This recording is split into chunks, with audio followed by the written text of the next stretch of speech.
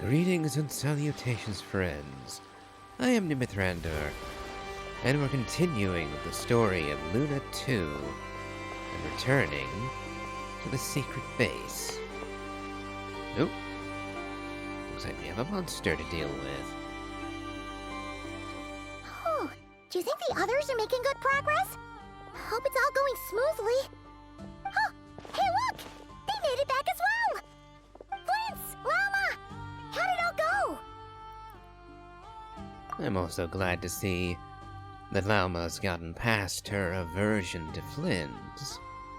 Hopefully now she sees that he's actually a decent guy, despite her earlier misgivings.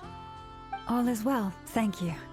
Nefer and Yehoda had to stay at the curatorium to wrap things up, so they won't be joining us for now. I ran into Miss Anefa and Miss Aino on the way back. Their work is still in progress, so I suspect they won't be back for a while either. You seem rather cheerful today, Mr. Flint's. I certainly am. I achieved what I set out to do and came away with more than I bargained for. More than you bargained for? Whatever do you mean? Fighting alone can get quite tedious, but I had the good fortune to run into a pair of brave young warriors. We meet again. How have you been? Albedo. And you brought a new friend with you, I see. Albedo! What are you doing here? It's been too long. I'm guessing you're here to see Varka? That would be a natural assumption to make. It's also the correct one. These two courageously lent me a hand while I was fighting the wild hunt. When they told me they were Sir Varka's colleagues, it all made sense. Would Durin count as a colleague yet?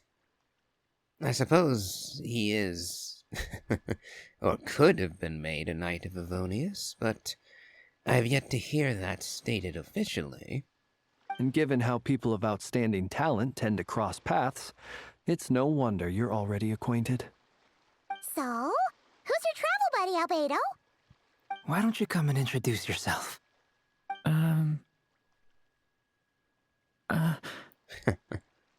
Durin. A gentleman of few words, I see, and a rather stern countenance. I presumed you were acquainted with him. Is that not the case? Oh, we are acquainted. Twice over, in fact. I will say, I was kind of wishing that Durin would be a grown man, look adult, because we have far too few adult male characters in this game. Durin being a little boy is a bit disappointing, therefore. Still, not a bad design. Wait, those horns. You must be. It's nice to meet you. Again. We've technically met before. Wait a sec! You're Mini Durin! Both Mini Durin and old Durin now. That's right. It's me. I'm glad to see you again. By the way, he says it's okay if you drop the mini. Yeah, I was gonna say. He is still a bit on the small side, but Mini is now a bit insulting. Yeah, I'm not as mini as I used to be. Interesting, isn't it? The first step towards blending into human society appears to be reflecting on whether one's name really reflects who they are. Wow! You look so different! In a good way, of course. It's great to see you looking so healthy. Thank you, Paimon. And although you're as mini as ever, I understand that diminutives don't always convey endearment. I'll be sure to simply call you Paimon, as a sign of my great respect for you. Wow! You're such a smooth talker now. Paimon could get used to this. From now on, you may refer to her as your esteemed guide, Paimon. I actually think a diminutive is warranted here. Little Paimon is pretty tiny, after all. Personally, I think our little Paimon is the perfect size. When people call her Little Paimon, it's just because she's so adorable that they can't help themselves. If that's not a sign of endearment, what is? You're absolutely right, Miss Lauma. My brother still has a long road ahead of him when it comes to understanding human relationships. Anyway, speaking of long journeys, didn't Columbina, leave with you? How come she isn't back yet? She's been catching up with old friends. Wouldn't be surprised if she stopped for a cup of tea or 10 on the way back. Uh-oh. People are talking about me. Hope it's nothing negative. It would be nice to see that Columbina is not only doing better, but has had an opportunity to reunite with some old friends. Although how good a friend some of them would be, I'm a bit skeptical about. Judging from your expressions, I'm guessing it all went well? It's getting crowded here. I'll go grab some chairs. No need. This is a job for an alchemist. I'll whip some up momentarily. Thank you for your hospitality, ladies and gentlemen, but I was merely escorting my friends back. I'll be meeting Sandrone shortly, as we still have some things to discuss. It's been a pleasure, everyone. But this is where I'll say goodbye. We really appreciate your help. I would suggest that you remain, at least for a little longer. Meet up with Varka again to discuss our next steps. The Fatui should remain in direct contact, given the circumstances. We may need to coordinate again. But thanks for standing by us at the present. Oh, come on. Spare the formalities. I'm just glad I could help out some true friends. Let's not push it. I understand. Well, bye for now, Harlequino.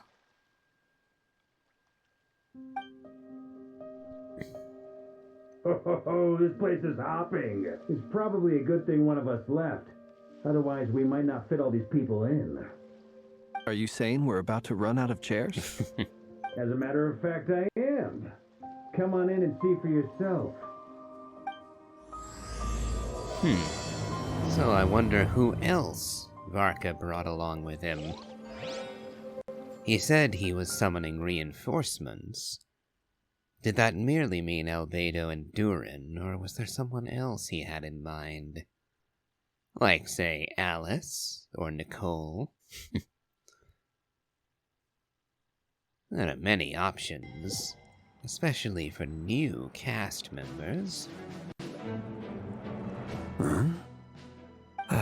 Oh, Dane.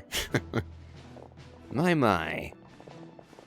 You're a bit... I overheard your little chit-chat outside, by the way.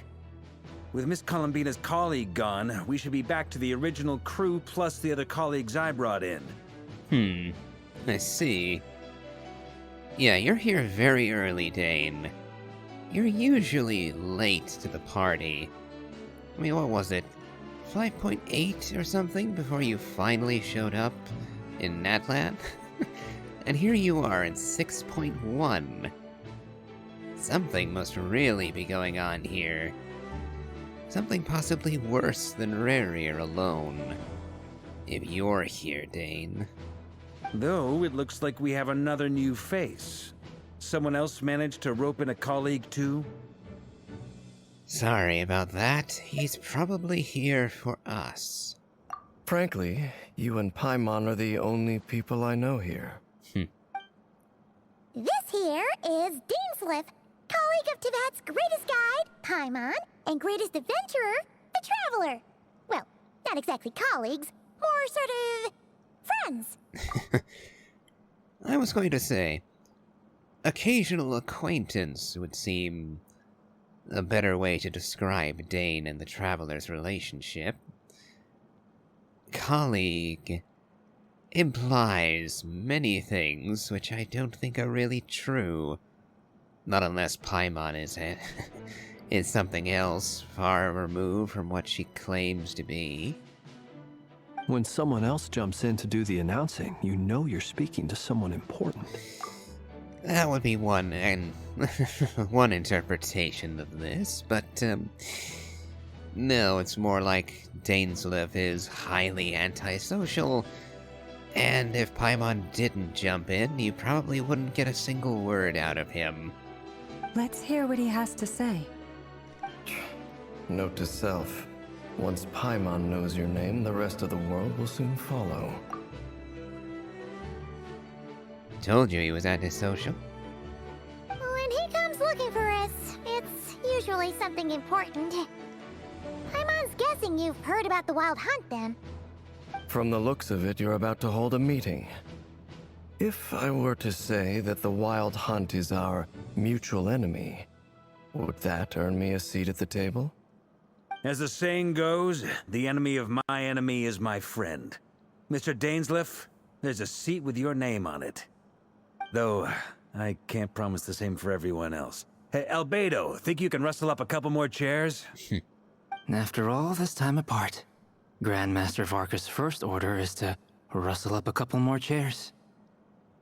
I've missed this. Is he being sarcastic? I don't know. Hey, he's your brother. Why are you asking us? I've still got a lot to learn about the nuances of human conversation. Trying to decipher Albedo's way of speaking has been like jumping in at the deep end. Oh, good point. Paimon gets you now. Don't sweat it. There are people who go their whole lives without getting the hang of it. You're ahead of the game already. Look at you, Paimon. Expert in the art of encouragement. What? Why is he tearing I wonder up? what's taking Nefer so long. Perhaps you should go and check in with her. If anyone can hurry her along, it's you. I just got back from the curatorium. Besides, aren't you curious to see what's taking her so long? Miss Nefer doesn't strike me as the type to share secrets. And since gathering intel is her specialty, I'm guessing she'd prefer to keep her methods confidential. Under such circumstances, would it not be tactless for me to impose? Oh, but it's fine for me to impose. What can I say? You have an unrivaled ability to garner people's affection, Miss Moonchanter. Besides, you have far more in common with her than I do. All right, then.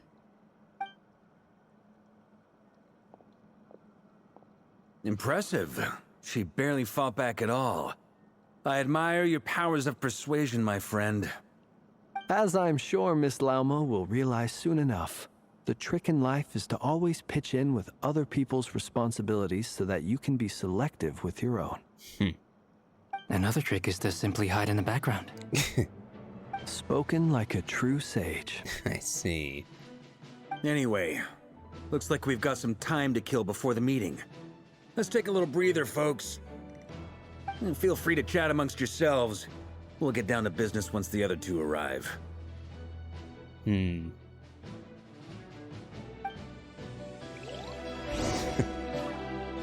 Okay, then. That seemed a bit odd. That Flynn, well, I suppose Flynn just doesn't want to deal with Nefer because he doesn't want her snooping into his past. Well, this is an odd trio I wouldn't have expected. You're both awfully quiet. Why don't I start us off with an icebreaker?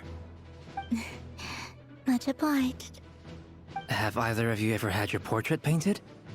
If not, I'd be glad to help. That sounds like a lovely idea. You know how to paint, then? I dabble occasionally. He's an excellent painter. Tables, chairs, people, dragons, you name it. He'll paint it for you. I'm flattered. If I ever get the chance, I'd like to give it a try myself. I'll bear that in mind. Anyway, how about you, Durin? What sort of portrait would you prefer? Oh, I'd be fine with anything. whatever style feels best to you. Very well. Then I'll play it by ear. You can replicate any style I want? I can try. If you show me a sample, I'll do my best to match it. Thank you. In that case, I'll dig up some reference material for you. Okay, then.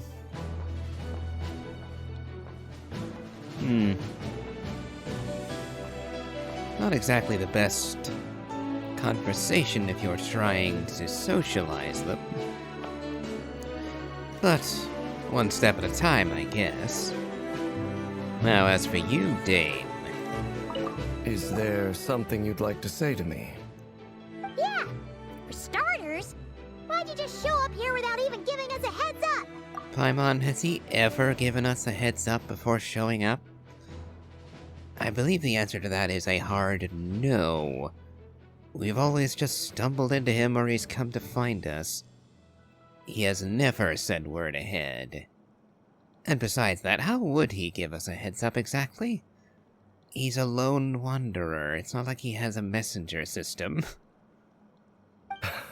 If you think back to our previous interactions, you may recall that that's hardly out of character for me. You do have a point there. Sorted out your accommodation yet? Oh yeah! You'll need to find somewhere to stay the night too, right?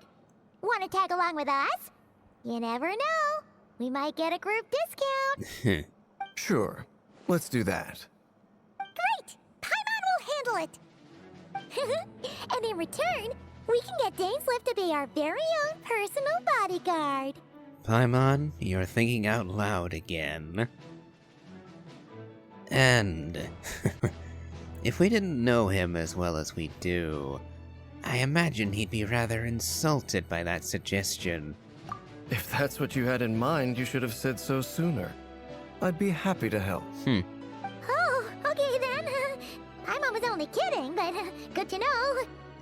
Anyway, since we're all here together, we might as well watch each other's backs. That's just what friends do, right? Indeed. Thank you.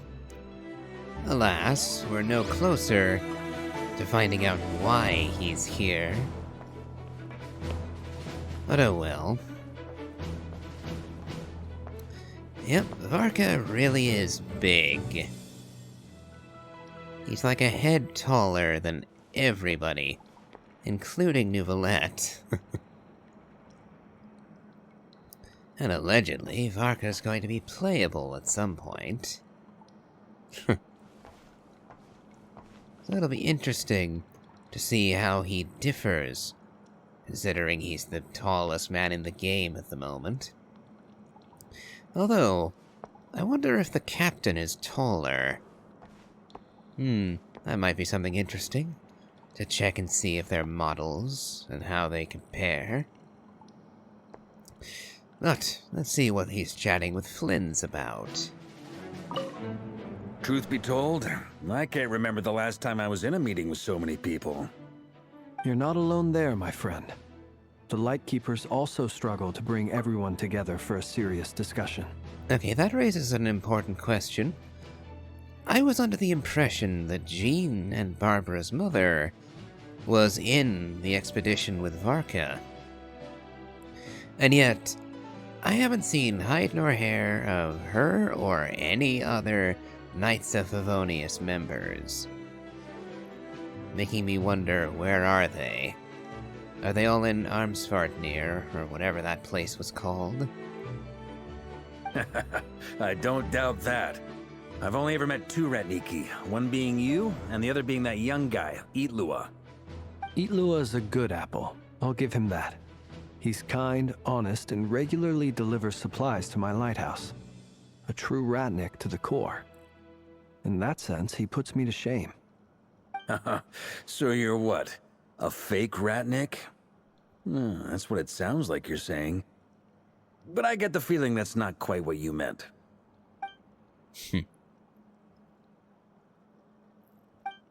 Well, that got awkward. Come on, why the awkward silence? Sorry. I'm not even gonna bother trying to hide it. You've known all along, haven't you, my friend?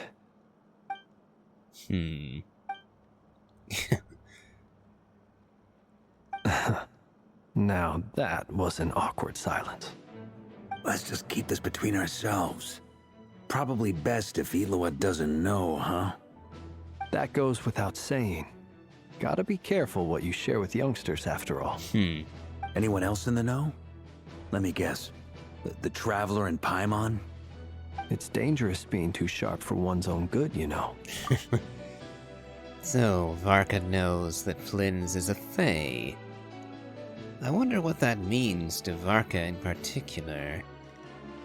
Then, in the name of the Animo Archon Barbados himself, I swear, your secret's safe with me. When we went for drinks, you said that you and Barbados were practically best buds. In the light of that claim, do you really expect me to take your oath seriously? Of course.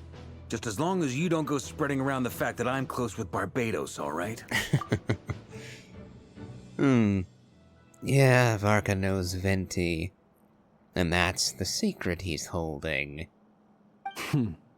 Fair enough, then. Nothing like a bit of mutual leverage to seal the bonds of friendship. That's one way to look at it, I guess.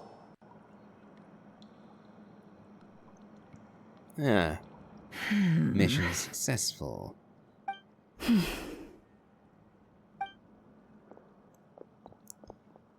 Although they don't look best pleased. Ah, Miss Nefer. You made it after all. But what about Yehoda? I'm here to give you an update on how things are going on our end. Once this is over, I'll be heading straight back to continue my work. I left Yehoda back at the Curatorium to watch over things while I'm gone. So much for just this once.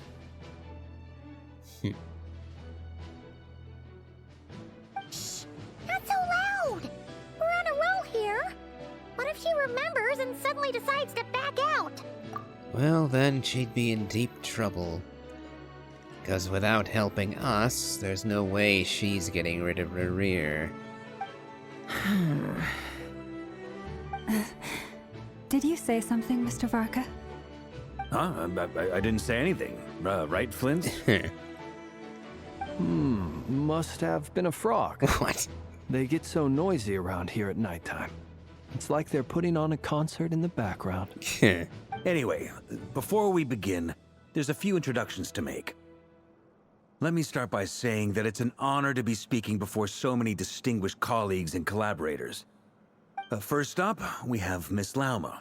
As Moon Chanter, she's the leader of the Frost Moon Scions, a local religious community in Krai. Then there's Miss Nefer, boss of the Curatorium of Secrets, an intel gatherer extraordinaire. Nefer is leading the investigation into Rerer's background, assisted by Yehoda and Lauma. From the little I've heard, they're making some great progress. Over here, we have Mr. Flintz, a ratnik and guardian of the abandoned lighthouse. In our last operation, he courageously distracted the Wild Hunt to buy time for the rest of us. For those of you who've never met, this is Mr. Albedo, a renowned alchemist and captain of the Knights of Favonius investigation team. By his side is a new face for us all, myself included, Mr. Durin, who has come to lend his aid. Next up, we have the Moon Maiden and former Fatui Harbinger, Miss Columbina. Then we have the Traveler, who's earned more titles than I could possibly hope to list out, so I'll spare you the rundown. And Paimon, the ultimate travel companion and quite possibly the best guide in all of Teyvat. Whoa! That's a lot of people! Great turnout! Miss Nefer, it looks like you might have another job coming your way, so, congratulations on the booming business, I guess.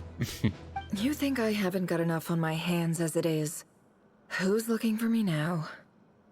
That would be me, Miss Nefer. I have a commission for you. Actually, that's a point. You didn't introduce Dane, did you? And you are? Who I am doesn't matter right now. What does matter is that I'd like you to gather more intelligence about the Recher of Solnari. Well, it's not as if we never take on anonymous commissions. But in your case, I'll have to decline. I'm gonna take a wild guess and say your job's probably more hassle than it's worth. Something about you seems like bad news. Considering what she has seen, Nefer knows what the eyes of a true-blooded Kandrian look like. So, just having one look at Dane probably told her all she needed to know about his affiliation. Even if she doesn't know him as the Twilight Sword, just one look at those eyes would tell her that he's related in some way to Rerir. It's my eyes, isn't it? Yep. Conrian, I assume. And what's with the mask? Are you trying to hide your identity? In any case, the fact that you're even still alive raises an awful lot of questions for me. My name is Dainsleif. And yes, I am from Khanria. As I'm sure you're aware, the Raker of Solnari's real name is Rerir. He was once an acquaintance of mine. Really? Then you must have been quite an influential figure yourself. You flatter me, but none of that matters anymore. My point was simply to clarify why I have asked Miss Nefer to investigate Rerir's background. So you're both from Khanria, and it sounds like you used to be friends? What am I missing here? Surely you already know how he became one of the Five Sinners. I'll tell you everything I know.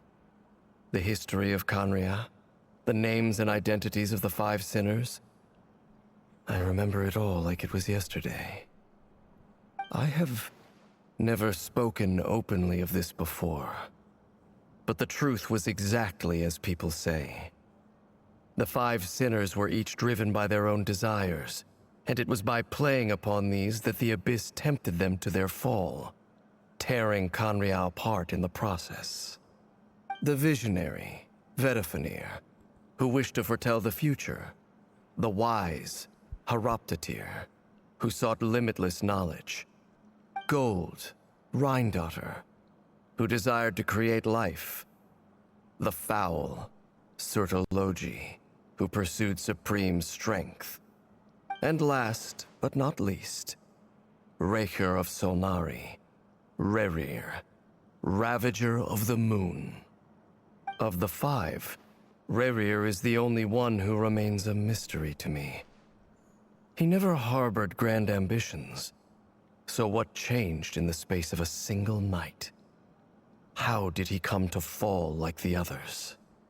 In other words, you're saying that his change came as a shock to you, and you have no idea what actually happened? That's right. You mentioned how the Abyss tempted them, which led to their fall. But what did that look like in practice? And what other context can you give me about the events of that time? The more detail you can give me, the better. Strangely, now that it comes to it, I hardly know where to begin. The fateful night took place during the era of the Eclipse Dynasty. One day, my elder brother, the visionary, Vedifenir, was summoned to the palace by the Vinster King, only for the king to gouge out his eyes and cast him into the dungeons. When I came to hear of this, my fury knew no bounds. I gathered together every ally I thought I had, and together, we set a night to storm the palace and free Ved. Centuries on, the memories of that night still haunt me, like a never-ending nightmare. We broke through the palace gates, just like we had planned, each striking towards our separate targets. But then, I was betrayed. Even Vedifenir, the very person I had come to rescue, abandoned me and partook of the Abyss's power. So, it's personal after all. Then tell me, Mr. Dainsleif, what price are you willing to pay? You, of all people, must know that nothing comes for free. I cannot say what price would be worthy of such a commission. But know this. Rerir was not always a madman. Believe it or not, there was a time when he was just an ordinary man, working for the Conrian Intelligence Service. Uncovering the truth of Rerir's past is the only way to unravel this mystery. But before you decide if you will accept my commission, I will tell you more about him. Enough, I hope, to help you plan your next move. Sounds pretty good to me. Feels like we just flagged down a random passerby, only to discover he's actually a master strategist who has a score to settle with our enemy. Must be all that good karma I've been building. Who knew having a Conrian friend would come in this handy? Can I borrow your halo? It could be useful in the lighthouse. Hey, enough with the wisecracks! Besides, isn't that lamp of yours bright enough already? Relax. It was meant to be a compliment. If that was a little over the top for your liking, I'll make sure to tone it down next time. I'll give your proposal some serious thought, Mr. Dainsleif. Let's speak in private once the meeting is over. Before that, there's a few things I'd like to share.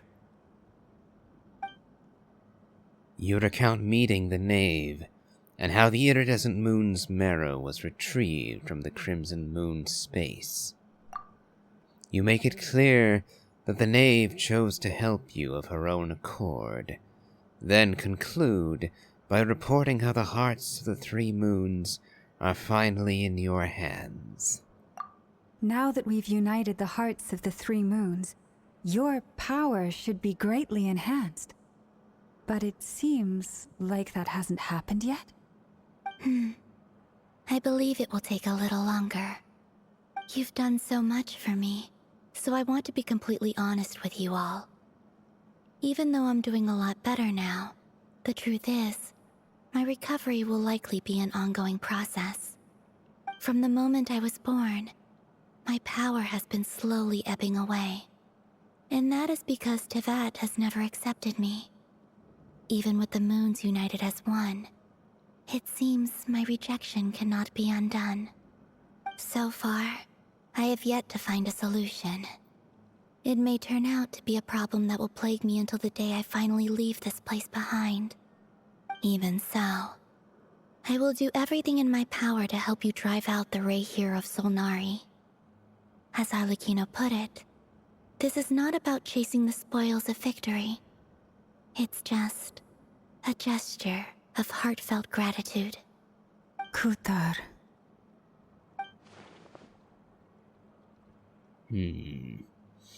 So at least the gathering of the marrows has done some good, even if it has not cured her. Defeating the Rayhir of Solnari will be no easy task.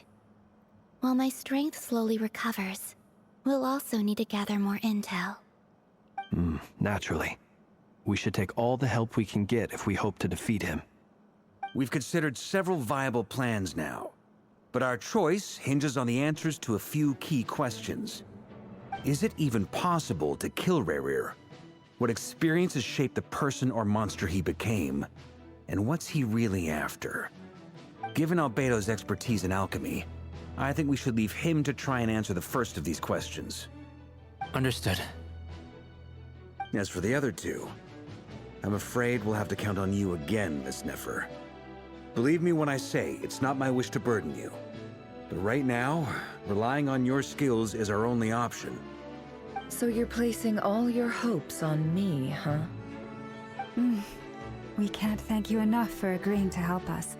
Honestly, I can hardly believe how lucky we are. You sure have a talent for changing your tune, Miss Moonchanter. Timid like Yehoda one moment, then flinches insincere flattery the next. Ladies, please. I must object to your portrayal of me. That's all. Feel free to keep bickering. Just pretend I'm not here. I almost don't want to leave this room. I'm curious to see how this plays out. I have faith in you, Miss Nefer. something tells me you'll stand by us until the very end. Oh? And what makes you so sure of that? What if I suddenly decide that my compensation is insufficient? This isn't about the money.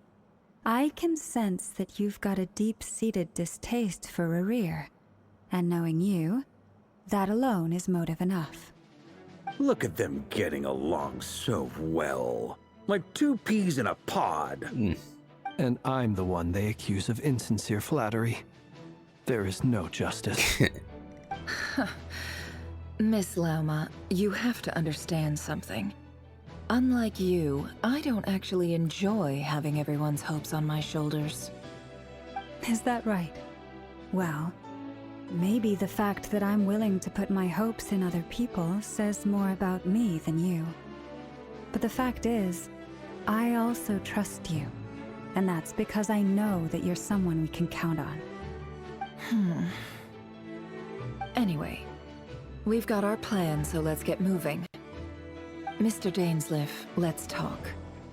And Traveler, once we're finished, if you've nothing else planned, I'd like you to come with me. This whole experience is teaching me a lot. For instance, I now know that when other issues come up in the future, I'll have far more luck getting Lauma to convince Miss Nefer than trying to do it myself. Hate to say it, friend, but that's one of the funniest things I've heard in a while. Why?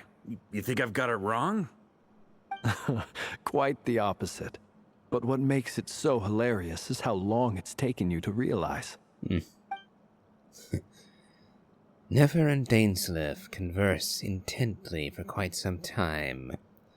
From the gravity of their expressions, you can tell how heavily the next stage of the plan weighs upon them both. After a short chat, Albedo and Durin head off with Varka on what they describe as a sample-finding mission. Lauma steps out for a while, then comes back loaded up with emergency medicine.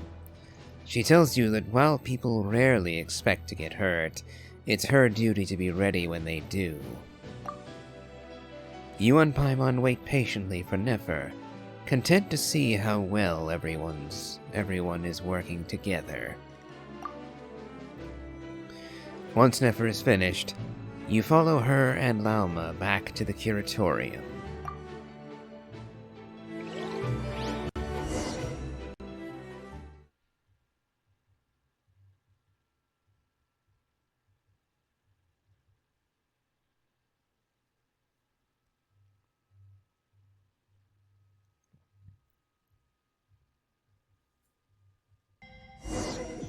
Honestly, I was hoping for a bit more Flynn's and Lauma interactions. Just because of the distrust Lauma seemed to have for him initially. Oh well. Still time for it.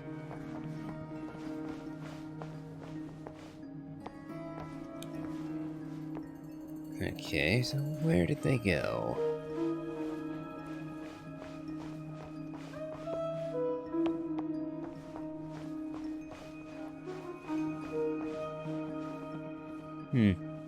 A map of Nasha Town, I assume.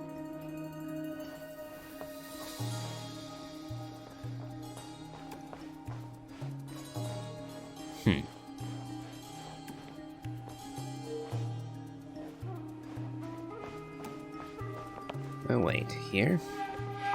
Ah, there.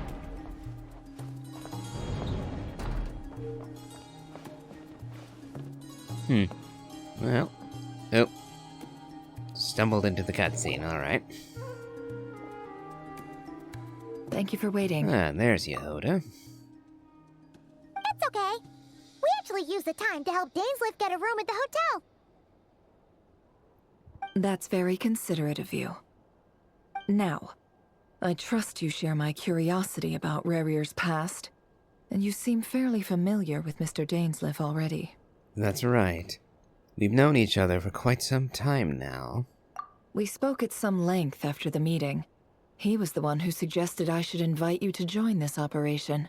He feels confident that these secrets will be safe with you. Dana! faith in us, that's for sure. Thanks for your trust too, Nefer. Likewise. I appreciate that you got right on board without interrogating me about why I invited you. It shows that you trust me to explain everything in due course. That's because we know what you're capable of. We appreciate you too, Nefer. You might have been forced to help in the beginning, but this time, it was your choice. That's one way to put it. Another is this, that once a decision's been made, it's set in stone. After that, my only goal is to see it through. Alright, so here's how it is. I'm going to access Rarir's thoughts again using my confidential method. Now, I'm sure you've seen things like this before on your travels, so you're surely well aware of how dangerous it can be. The reason I've gathered you all here is to ensure my safety during the proceedings. I plan for us to enter the fragment of his consciousness together, and once inside, I will focus on searching for information. Think of this as a diving expedition into someone's brain. If I'm the diver, you are my safety equipment, tasked with keeping me alive while I'm under the surface. Once the ceremony begins, we will all be spying on privileged information. But in the interests of safety, you must remain absolutely silent at all times. We will discuss our observations after the ceremony has concluded. Lastly, any individuals of a weaker constitution are advised not to partake in the ceremony. In any case, Paimon has her own job to do, which requires staying in the room but not joining the ceremony. Oh, and what job will this be? Yeah, she's keeping secrets still.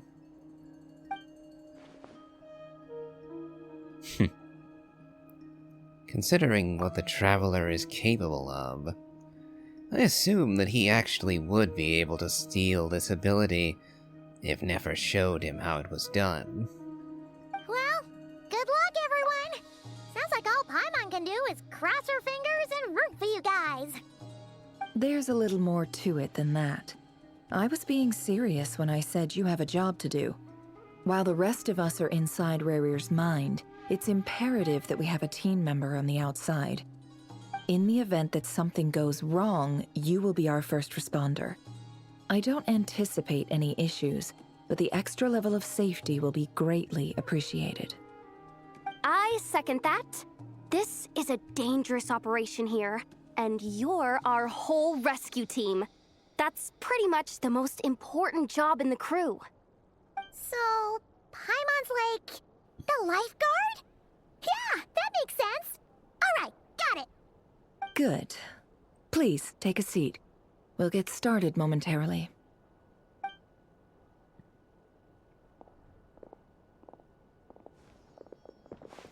So, did Mr. Dainsleif tell you anything else?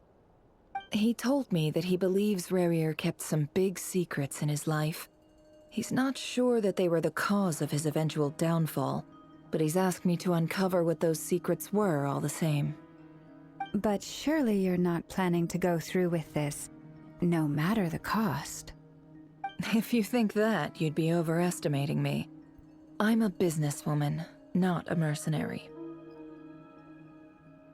But I do have my own professional reasons for taking this job. You think I'd turn down the opportunity to get a first-hand glimpse into Conrian history? No chance.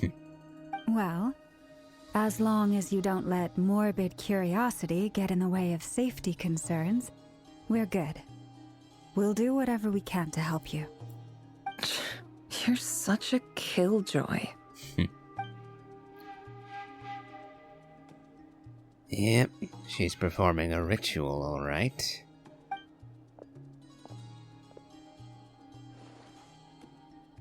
Nope. We have to deal with Rarir first, before anything else.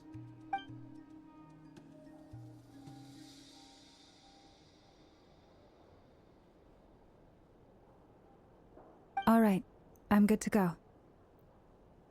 All set over here, too. I'm ready as well. Promise, Paimon, you'll careful. Pinky promise. All right. Let your whole body relax. We're about to begin. Close your eyes.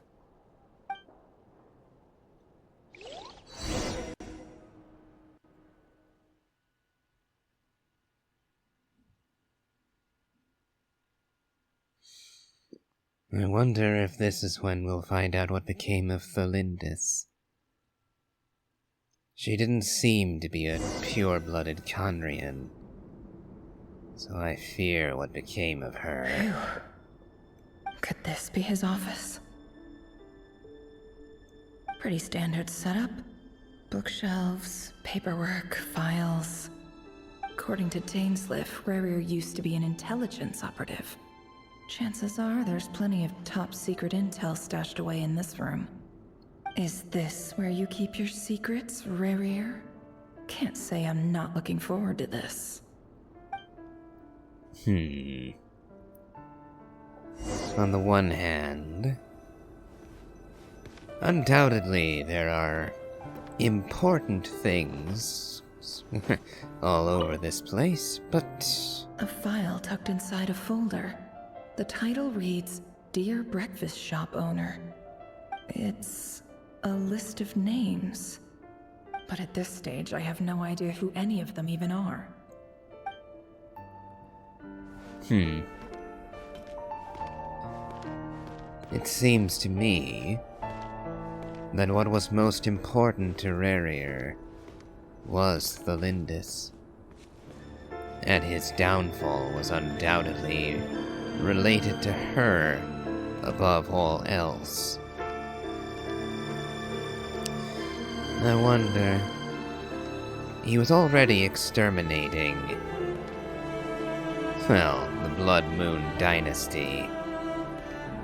But would he have become even worse if they slew Thalindis? A box containing a ring inlaid with a precious gem. Must be for his girlfriend.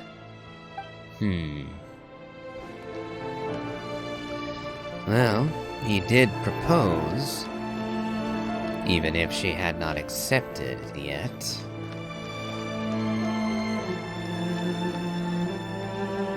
A mirror. Ah, so it'll be just like last time, where we saw the reflection of Rarier instead of Nefer. He looks even gloomier than last time. I wonder what's changed.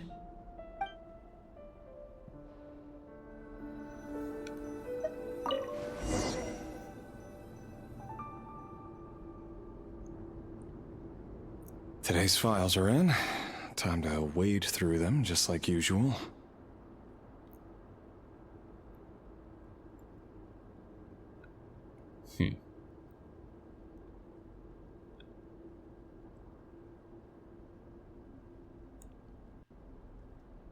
Okay. Male, 51. Occupation, cook. Confirmed Crimson Moon descendant. Has maintained frequent contact with other descendants over the past year. Poses a threat to the dynasty. Neutralized. Yeah. I was expecting something like that. This one should be archived under purged targets.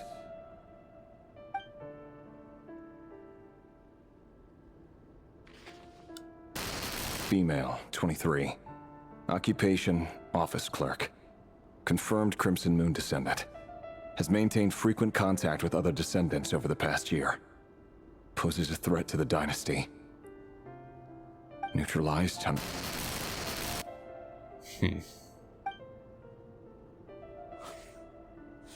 Another one for purged targets. Sounds like she was that other man's daughter. Never mind. What's it got to do with me?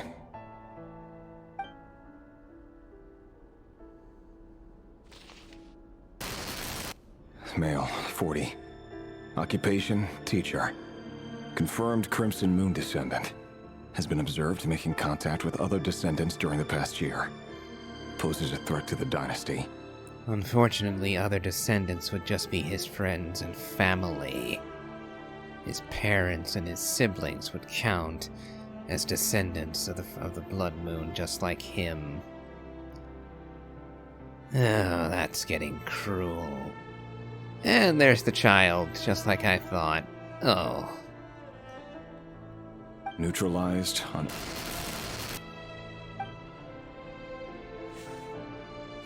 Just another nobody for the archive.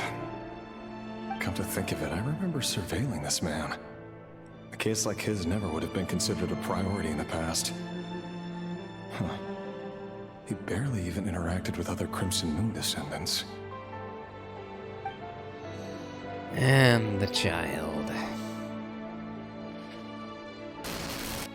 Female, 16. Occupation, none. Orphan and confirmed Crimson Moon descendant. Has been observed making contact with other descendants during the past year. Poses a threat to the dynasty. Neutralized on...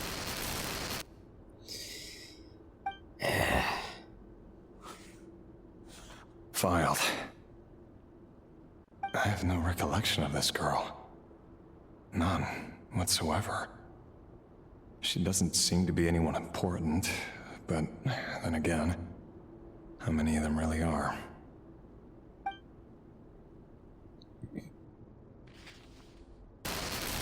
Female, 13. Occupation, none. Orphan and confirmed Crimson Moon descendant. Has been observed making contact with other descendants during the past year.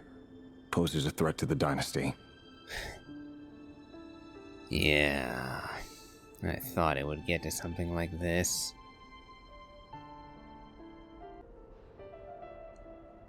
Neutralized on...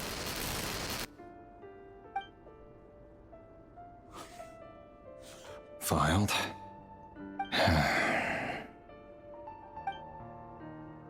I'm waiting for the first one that's under 10. Male, 11. Occupation, none. Orphan and confirmed Crimson Moon descendant.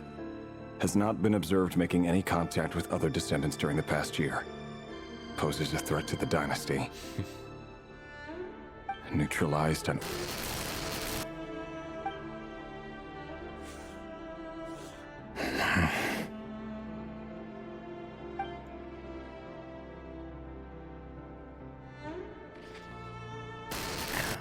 Male. 6. Occupation, none. Orphan and confirmed Crimson Moon descendant. Poses a threat to the dynasty.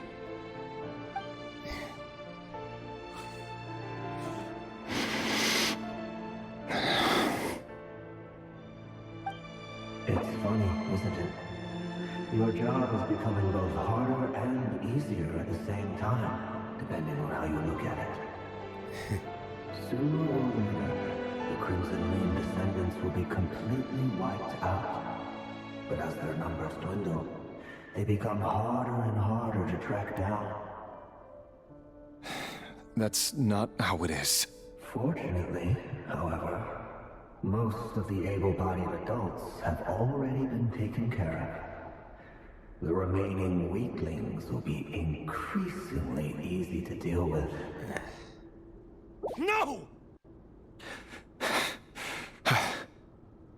No. My job is to ensure the survival of the Eclipse Dynasty. And the only way to do that is by eliminating any and all potential threats. It's a perfectly legitimate line of work. Every single one of my colleagues can attest to my fairness. And if my friends were aware of the facts, I know they'd back me up too. Assuming, of course, that they were aware of all the facts.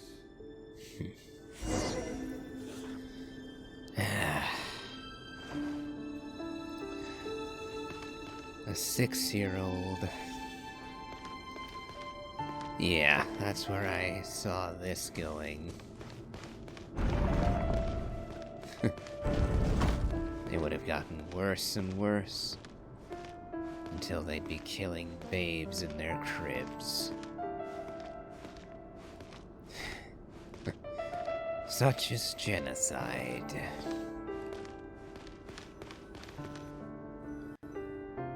Mr. Vedifalnir, it's been quite some time since we last met. And they're still not going to show me what Vedifalnir looks like. Rerir, I trust you're here because you have something important to discuss. Forgive me. I wasn't tuning out, it's just, I noticed you didn't even phrase that as a question. As if you knew I was coming. Always a pertinent question when speaking to a sage and a fortune teller. Tell me, does someone in your position ever feel the need to ask questions at all? It is indeed within my power to foresee certain things. Things like your arrival. I was just thinking, it won't be long before I'll be inviting both you and Dane to my wedding. That isn't a lie, but nor is it a fact as such. It's a wish, isn't it? No fooling a prophet, is there? Ever since that day we met for drinks, I knew it was only a matter of time before you came looking for me. Does it feel good? Knowing how the future will unfold. I'm afraid the notions of good and bad fail to capture the complexity of what such a power entails. Once you've seen what will come to pass, it can be all too easy to succumb to fear and melancholy. Unless, of course, you learn to abandon these feelings.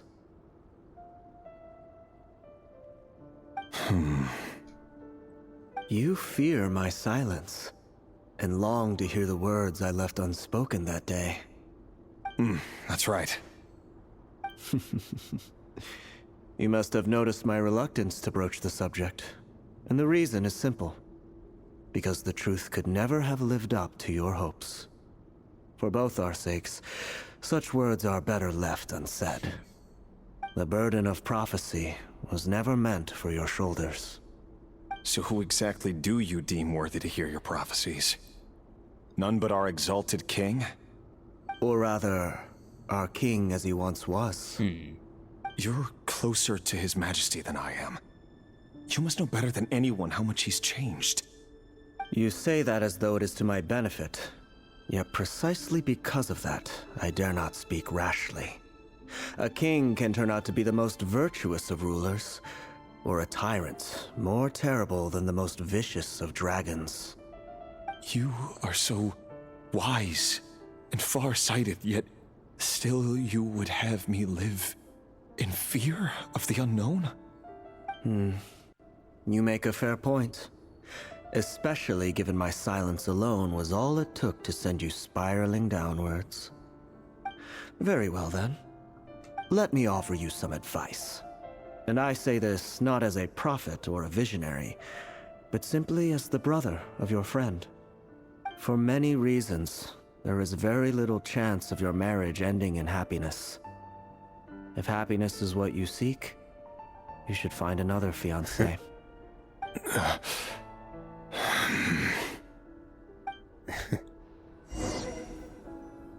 Hold on. There's that same black fog again. Could this memory belong to Thelindis? Guess I better tread carefully. Vedifalnir, what horrors did you see to make you speak thus? Telling a man to abandon the woman he loves, to seek another. What did you see? And what am I about to see?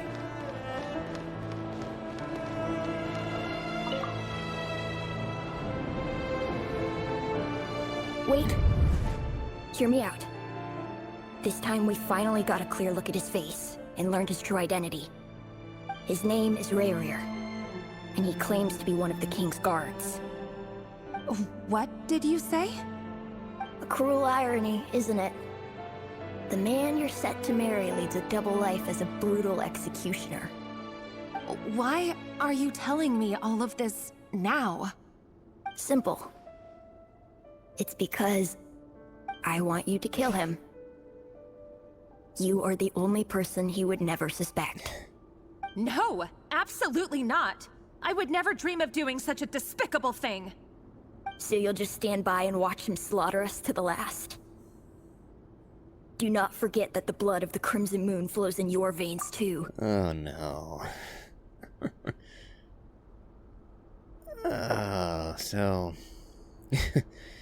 the executioners, the very people that Rarier commands, are going to learn the truth of this, and they're going to kill Thalindis. Or is the king going to force Rarier to do it himself?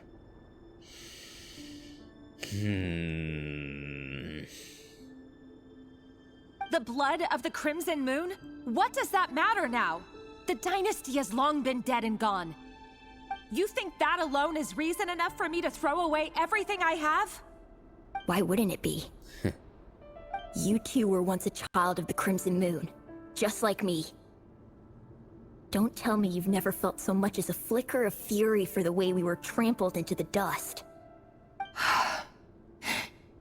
As long as you promise to abandon this pipe dream of restoring your dynasty, I can try to persuade him. Or have him persuade the Vinster King. Persuade the Vinster King?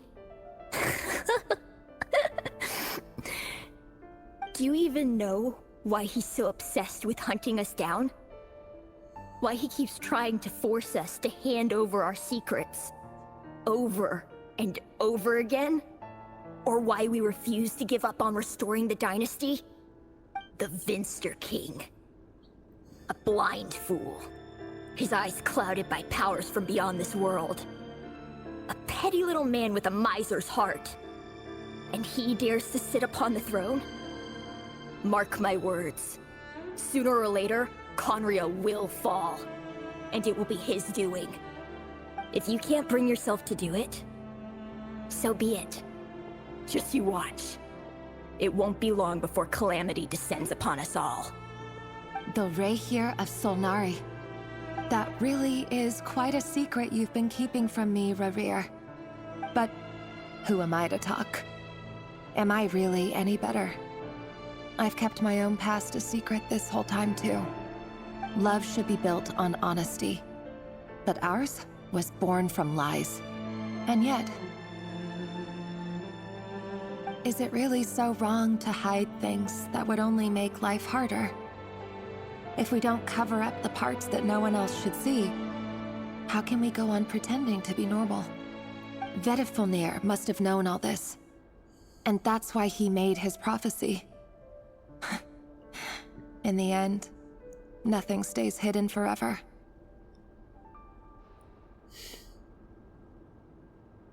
But I won't just sit by and watch this disaster unfold. I'll do everything in my power to protect what I cannot afford to lose, no matter who I have to face.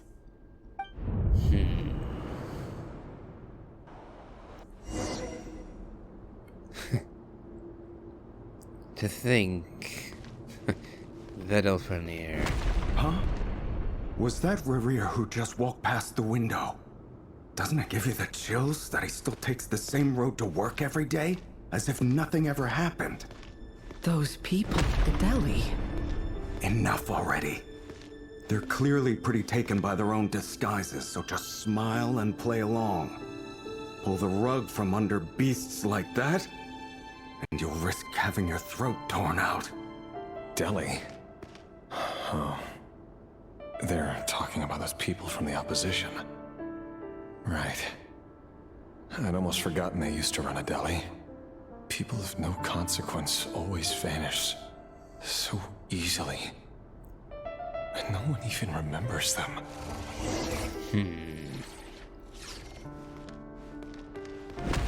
Vedifulnir's prophecies seem to have done more harm than good. His mere power as a fortune teller and as a prophet seems to have doomed both Rarier and Thalindis. His refusal to speak creates such ideas. How could anyone trust anything? when someone like that refuses to answer.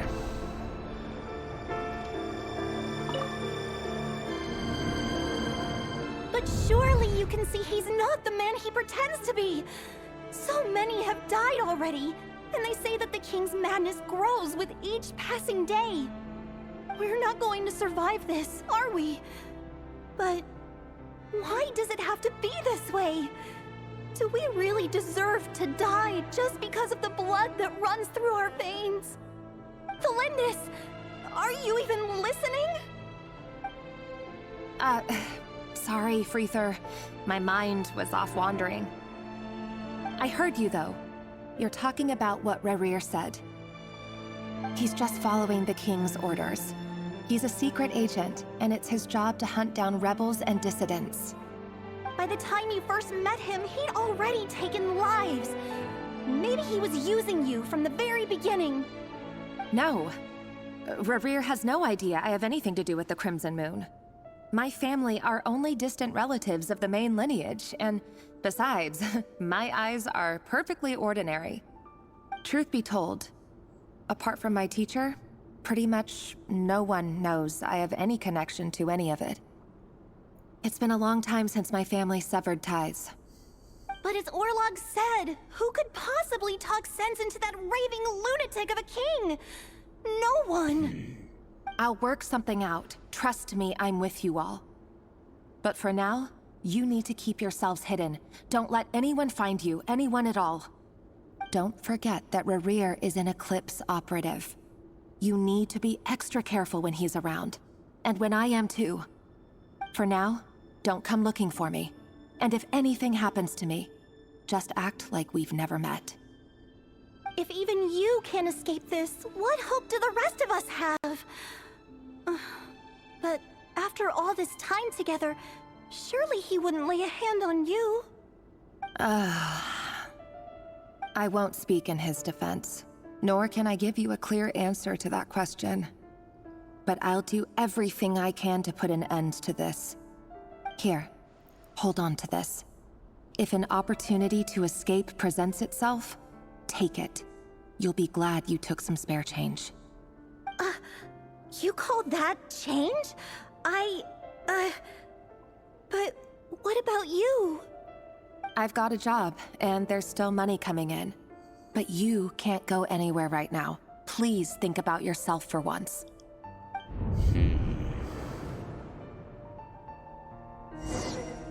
She's caught between the man she loves and the bonds of her blood. No wonder she had so much difficulty with his proposal. I wonder how all this will end. It can't end well. Just looking at what Rerir has become, there is no way this ended happily.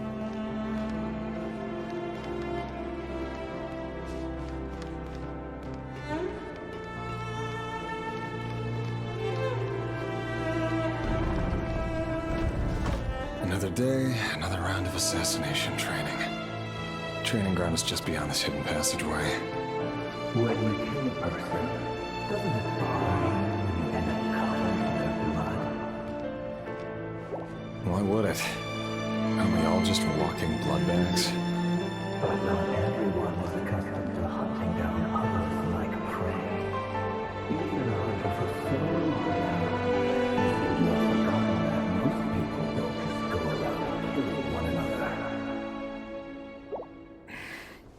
Leave me alone. Who is he speaking to? Has his mind already broken? Or is there something or someone else influencing him?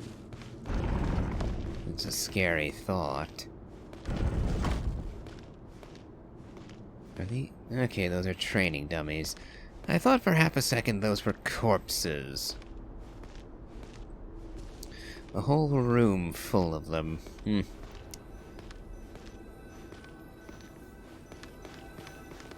Training. Do we actually get to play as Rerir?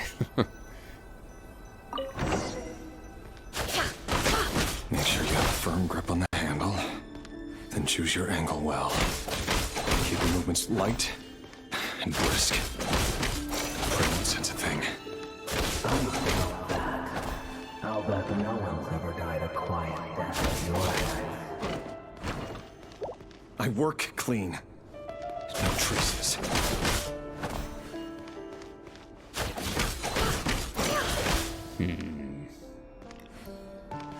That doesn't make it open and above board, though. The king just happens to accumulate power.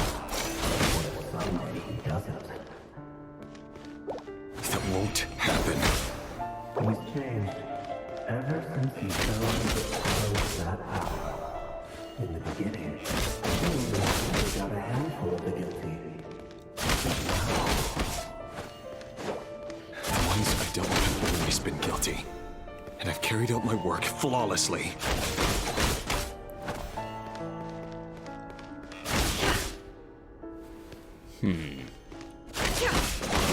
Seems that if we're watching Rarier's progress, then he's well outstripping me.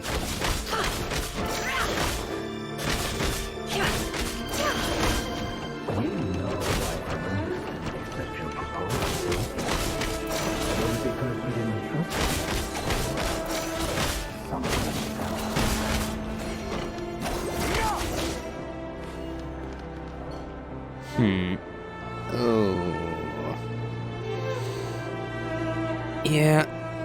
Yeah, that's a bit more like what I was expecting.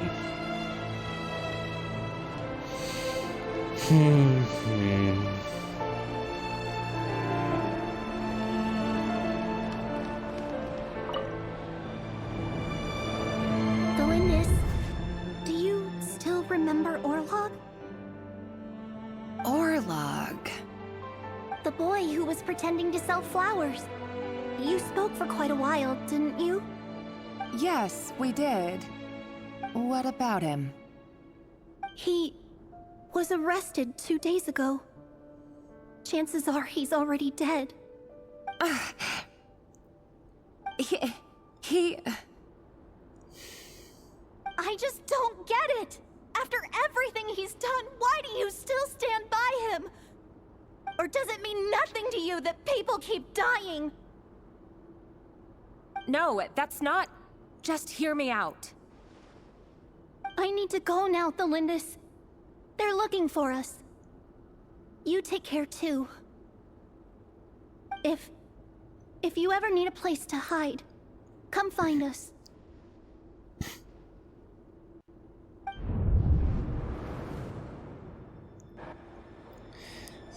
Yes, the boy had little chance.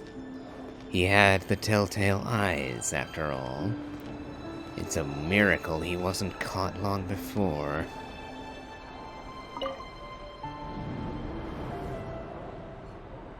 Author Thelindis. Over the course of this week, the research object was subjected to interference for a total of 47 hours for experimental purposes. The results are as follows. All subjects of observation that were sent inside have now...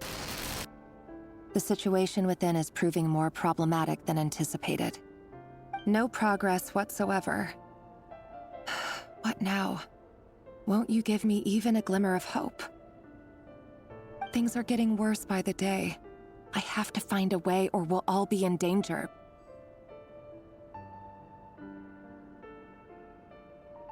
But I... If all this research comes to nothing, what then? Sooner or later, it'll be my neck on the line. But could he really bring himself to kill me? No. Surely he wouldn't have the heart.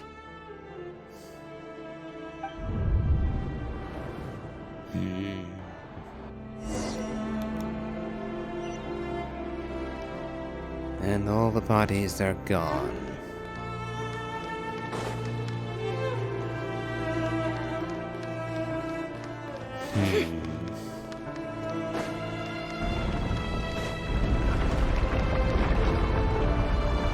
Why won't you just let us go. We don't even know each other. All we want is to live ordinary, peaceful lives. You want to live?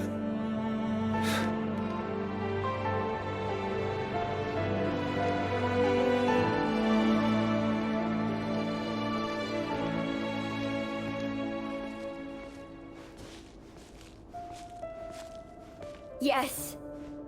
I just want to go on living. Is that really such an unforgivable crime?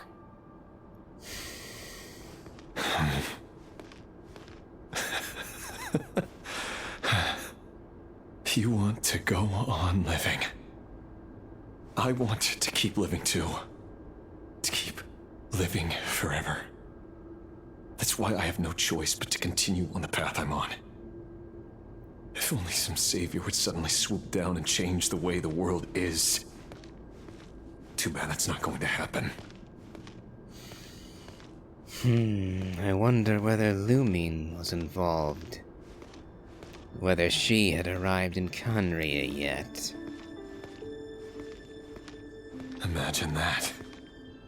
If there really were such a person, you and I wouldn't be standing here like this, would we?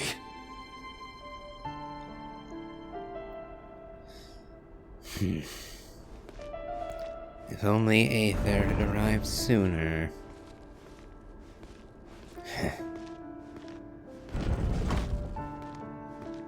If only the twins had been together, they might have done something. So these files are in. Time to wade through them just like usual. No, I don't get tired of it. It's my job. And not only am I lucky to have it, I'm good at it too.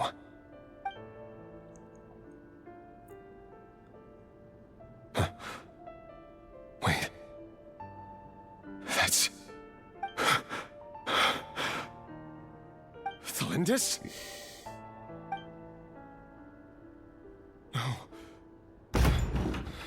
No. No! Why? But you bear no mark of the Crimson Moon. How could you possibly have anything to do with them? It cannot be! A diluted bloodline. Carefully concealed. I see it now. You've been living in the shadows just like me. What a fool I've been. Numbing myself with talk of justice. Even imagining my friends would back me up. But in the end, Irminsul. Finster King! How far are you going to take this? From the direct bloodline to secondary offshoots? And then what? Today it's the descendants of the Crimson Moon. Who will it be tomorrow? Will you not rest until everyone down here is dead? No. This cannot go on. This is where it ends.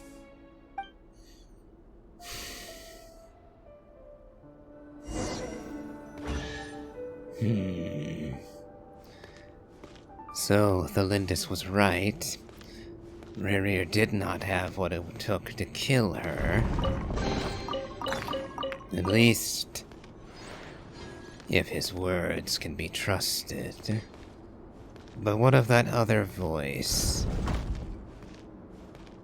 Oh, that. What cruelty will I see now?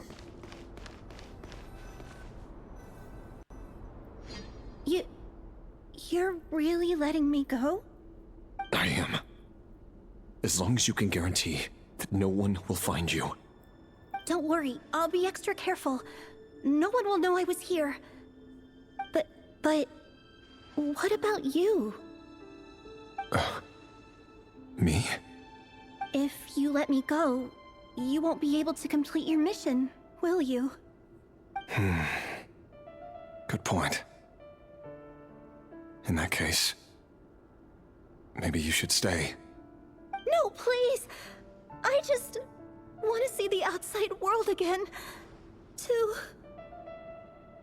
Go on living? Yes. I know know you're a man of your word. So please, just let me go. If I let you leave, what will become of me? Just kidding. Go, now. But remember, don't let anyone know you were caught. We'll be seeing each other again very soon if you do.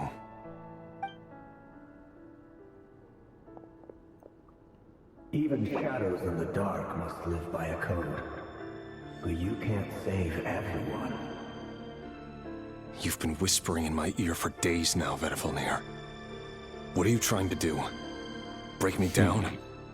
I only say this because you long for an answer to your problems. Let her go, Rerir, or you risk losing everything. You're talking about... I will not abandon Thelindis. Yeah, that's what I thought. Then you'll need a little more vigilance and a lot more power. The world is changing, Rerir. Keep your eyes peeled for your moment of opportunity. That voice used to be so unclear. But now I know exactly whose it is. It's Vedifalnir. He won't tell me how to actually resolve any of this, but he keeps trying to manipulate me like a puppet. What's his game here? Tell me then. What will this moment of opportunity look like? And... no answer. He's like a ghost. Always disturbing me when I'm on edge, but never answering when I need him most. So, the Eclipse Dynasty was purging, well, massacring the descendants of the Crimson Moon.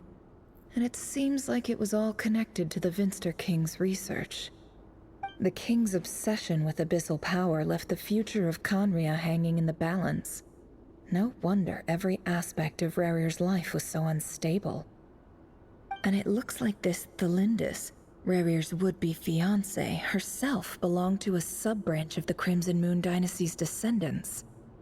It almost defies belief that a couple like them could hide the truth from each other for so long. If the Vinster King hadn't intervened in such a drastic way, they might have gone on deceiving each other for the rest of their lives. And why does Vedifalnir, Dainslif's older brother, keep talking in Rerir's head? This guy kept more secrets than I ever imagined. The human mind is like a vast desert of shifting sands. When you follow the flow of someone's memories, you only ever see the parts they're willing to let surface. Time for something a bit more creative. We've been inside Rerir's mind this whole time, building up a picture of his psyche. There's already enough clues on the board to start reading between the lines and mapping out the rest. Now, we can finally begin to put the pieces together. Sure, it'll only be a reconstruction, part simulation, part reasoning, but it's usually pretty accurate. Once we've built up a cognitive profile, we just need to cross-check the logic behind his actions. And then we'll be able to take a sneak peek at whatever it is that Rerir has really been hiding. Surely seeing the moment with Thelindis would be of more use to us. And surely if we followed his memories, we'd find it eventually. Why leave it to chance when we can see it in truth?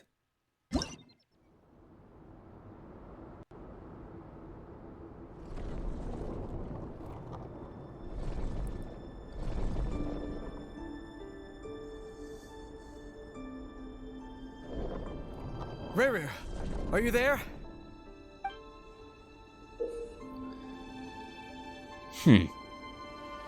Moving pieces consumes action points.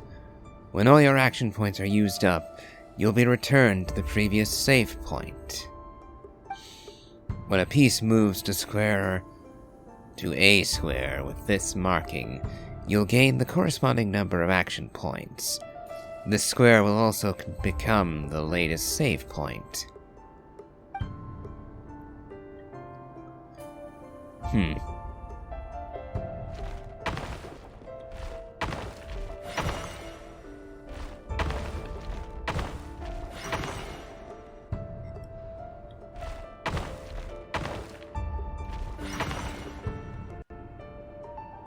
Rerir!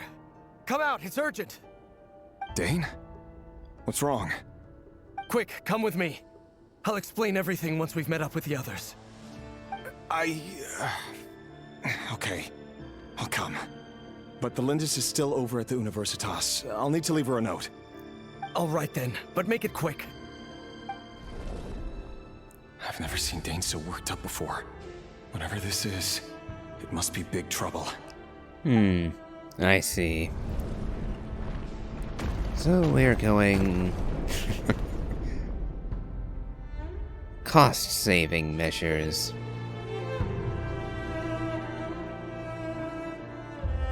It would have been nice to see this in full animated glory, but... not to be, it would seem. Not in full. Make use of movement squares to move pieces in the marked directions. Moving this way does not consume action points.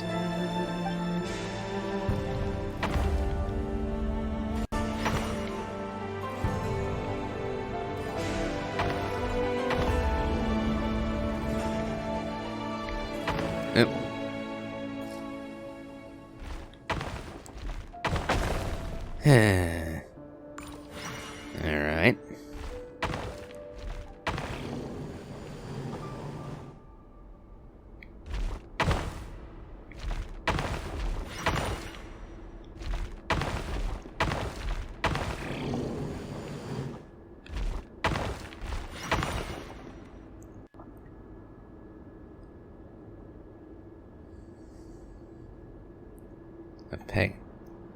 A unicorn. Well, this is a nice change, meeting you all at this hour. When men and women of ambition can speak face to face in broad daylight, I say that's a big step forward for our dear Conria.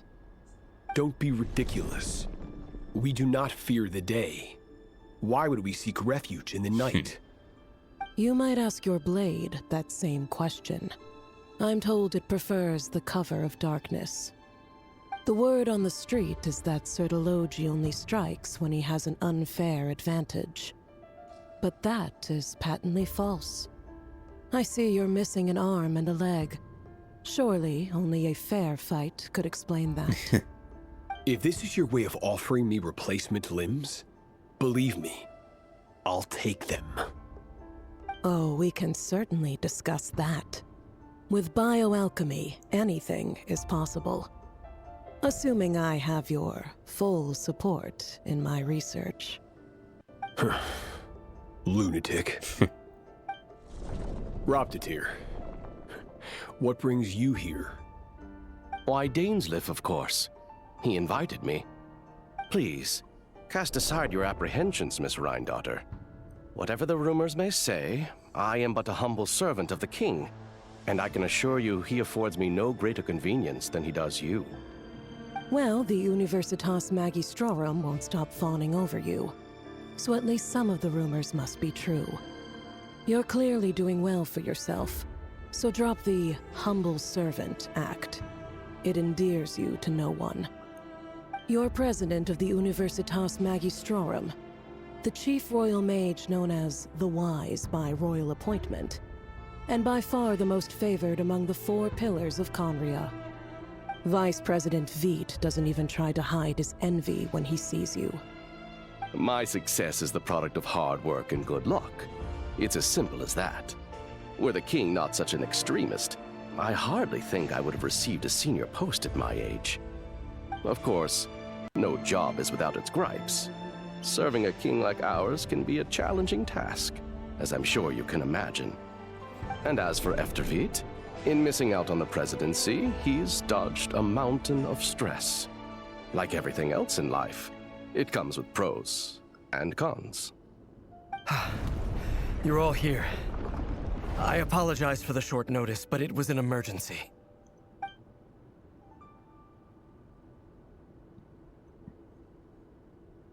You must be Rerir. Mr. Elegy. Yes, I handled your case file during your sentencing. Nothing personal, of course. I'm pleasantly surprised that you remember me. You're clearly a person of substance if you've been invited here. But Dainsleif, You'd better have a very good reason for convening this little gathering. It's my brother, Vedafenir. After he spoke at the court this morning, the king was so infuriated by his words that he had him blinded in both eyes and thrown in prison. Vedafenir in prison? Strange. I thought the king trusted him and Horoptatyr more than anyone else in the world. Does this mean the king's circle of trust just got even smaller? It has nothing to do with trust. It's about what the king wants, which is as clear as day to anyone paying attention. I simply appease him, because it's in the best interests of the Universitas Magistrorum. And also because you're slimy. Vedafenir, perhaps less so. But still, a visionless visionary? It rather inclines me to think that qualifications are not what get you ahead in Conria. Do you honestly think this is an important discussion to be having right now? Dane, what are you planning to do? Rescue Vedafenir, I assume. Correct. It will mean storming the palace by force. Tonight. I need all of you on my side. That's far too dangerous.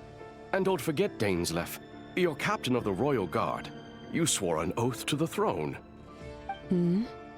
You've been planning this for a while, haven't you? I have no desire to commit treason. But whatever critique the king may have of Vedafenir, disfiguring your most loyal subject for putting the best interests of his court and nation first, this is not the conduct of a wise ruler. My blade will force the king to see the error of his ways. So, Vedafenir's prophecy enraged the king. I'm sure it wasn't what he wanted to hear, but if he won't take counsel even from the visionary, that is deeply troubling news. The extent of His Majesty's madness is now all too clear. The question is, how does a man like me get out of this situation unscathed? You have noble ambitions, Dane, but I'm afraid they don't do much for a guy like me. I'm not interested in saving the world. All I want is a letter of pardon. A letter of pardon? For whom? Thelindis? The chances of the Vinster King issuing a pardon for anyone connected to the Crimson Moon seem vanishingly slim.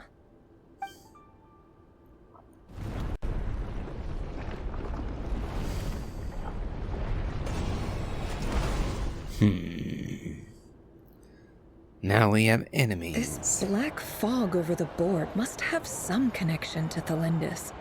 But why is it taking this form?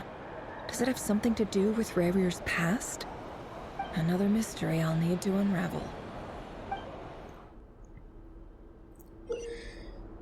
Consume the marked number of action points to defeat your opponent's pieces. Your pieces will only attack when they have more action points than needed to defeat your opponent's pieces.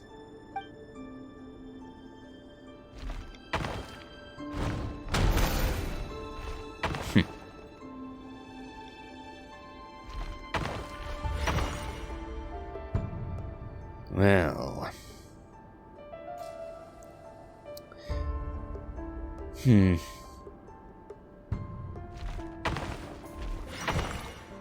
I wonder, can I stack these? I hope I didn't just... Well, we'll find out in a moment, won't we? Ah, okay. So the answer is yes. I can use these multiple times. Except I just... okay, well...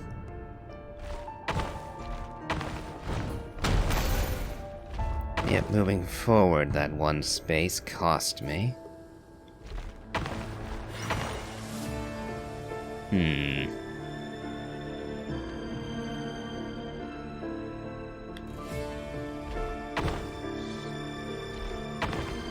Just barely making it.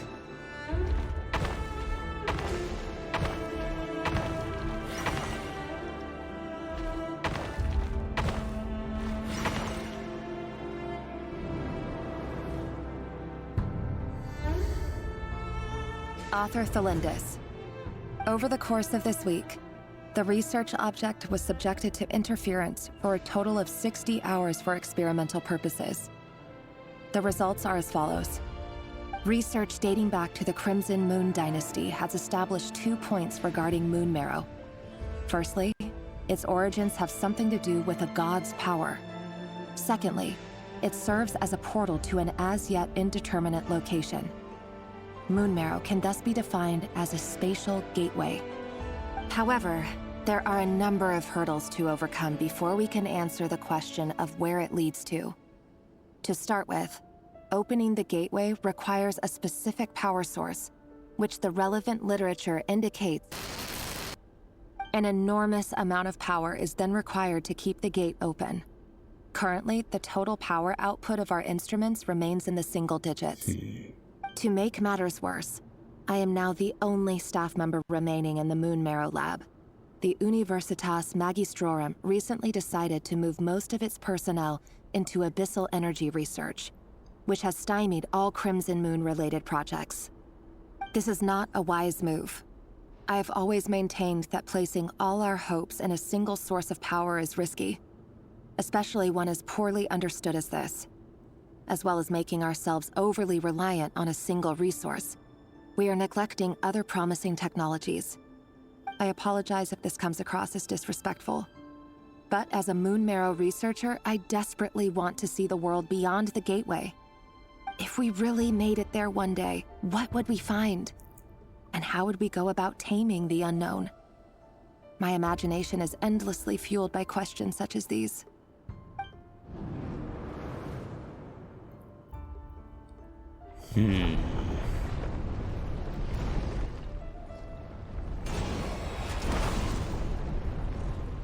Yet more of them.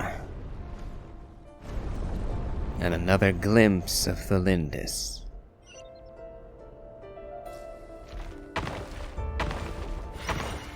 I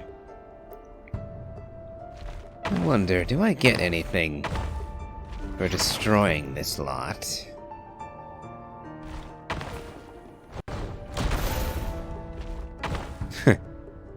Well, I certainly get to die for it this time.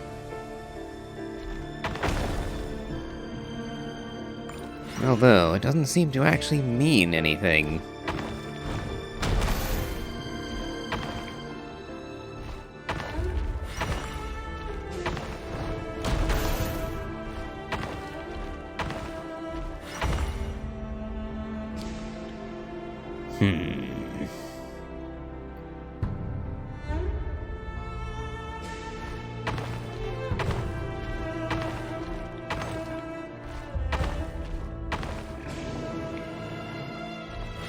Well, we made it.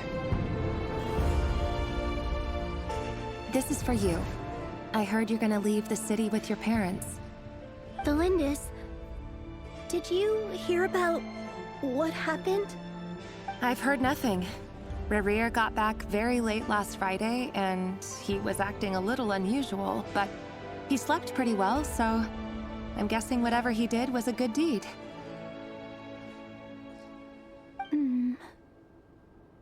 You never saw him, and I don't know what he did. And this conversation never happened. You understand? What if he finds out that you pried into his secrets? Don't be silly. I don't know what secrets he does or doesn't have. All I know is he's just a normal guy who happens to run some errands for the king. Are you scared of him? I don't know. The Rerir I know doesn't match the person you all describe. Logically, I should be scared of him. And yet, I don't want to lose him. But enough about that. You should get going, and be careful with the package I gave you. Keep it secret. Keep it safe. What's in it? A piece of the moon. All you need to know is that as long as you keep it safe, then in the future, everyone will be able to see a red moon. A red moon? You mean our moon? That's right. Our moon. Promise me you'll look after it. I promise, the Lindis. The Crimson Moon bloodline will never die out. Its light, the color of blood, will become like a fire that flows in our veins, no matter how long it takes.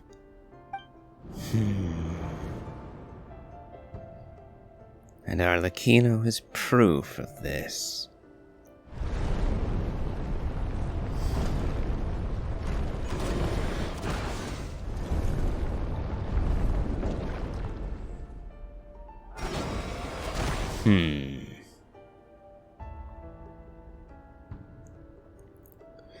It would seem that we must carve our way to see where this ends.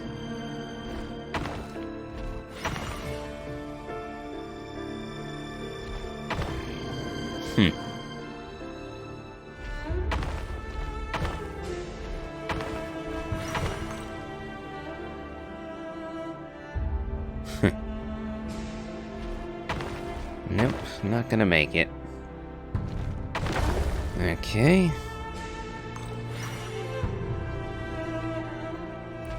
So the most direct route was a failure.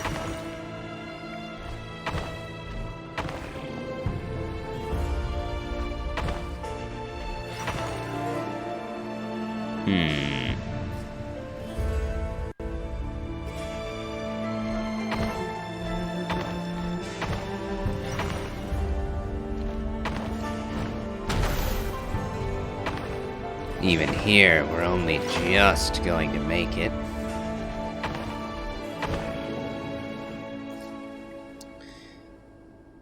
Oh, no we won't actually. Yeah.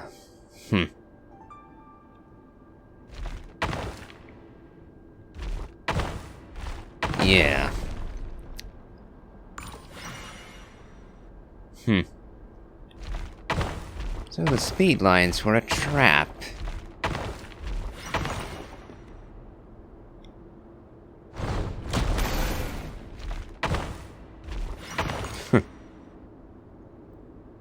Ooh, with 5, we won't be able to beat that.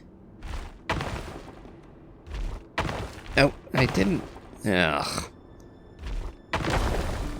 I accidentally moved the wrong way there. Now what? Hurry, everyone, and stick to the plan. Sir Dainsleif, what are you? Is this treason? You know what happens to those who betray the throne. Please, don't do this! It is the king himself who has betrayed the throne. He has betrayed all of Conria. If you have any love left for justice in your heart, you should join me. It's showtime. Dane and his group will handle the troops in the palace. Then Hraptatir and Rheindotter will disarm the security measures. My job is to enter the prison and rescue Vedifalnir. Stay safe. Wish me luck. Look after my brother. Draw your blade. It is time for justice to prevail.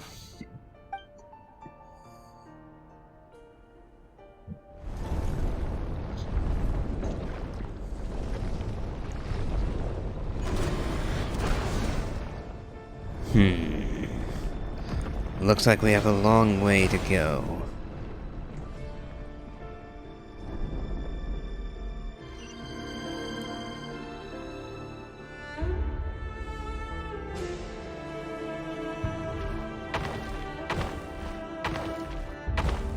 And we don't have much in the way of flexibility to do it either.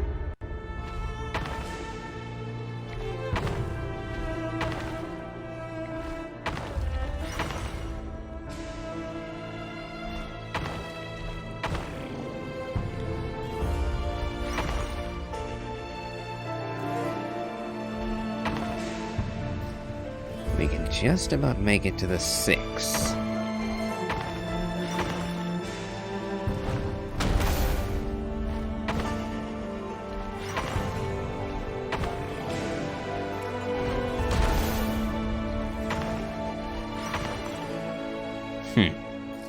Have I just run out of spaces again?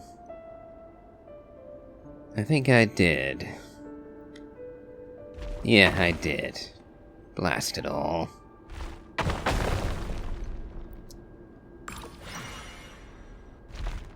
But what was I supposed to do there?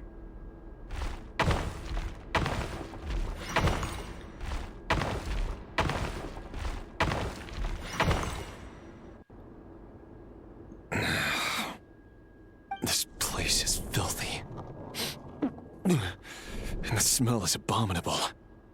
Clearly, the king doesn't allow his prisoners a single shred of dignity. This is dire. Found you. Hello, Mr. Vedafilnir. Ah, it's you. Surprised? Oh, wait. I guess surprise isn't an emotion that prophets feel very often. I certainly felt some surprise in the moment when I was blinded. Surprise at the king's sheer ignorance. Surprise at just how unfairly this world responds to words of earnest remonstration. I'm curious. What did you prophesize this time? It wasn't a prophecy. It was a word of warning. Someone had to say it. The king has forsaken all reason in pursuit of his obsessions. I simply told him that if he continues on this path, Khaenri'ah will surely fall. But he didn't listen. Worse still, he stabbed you in both eyes and locked you away.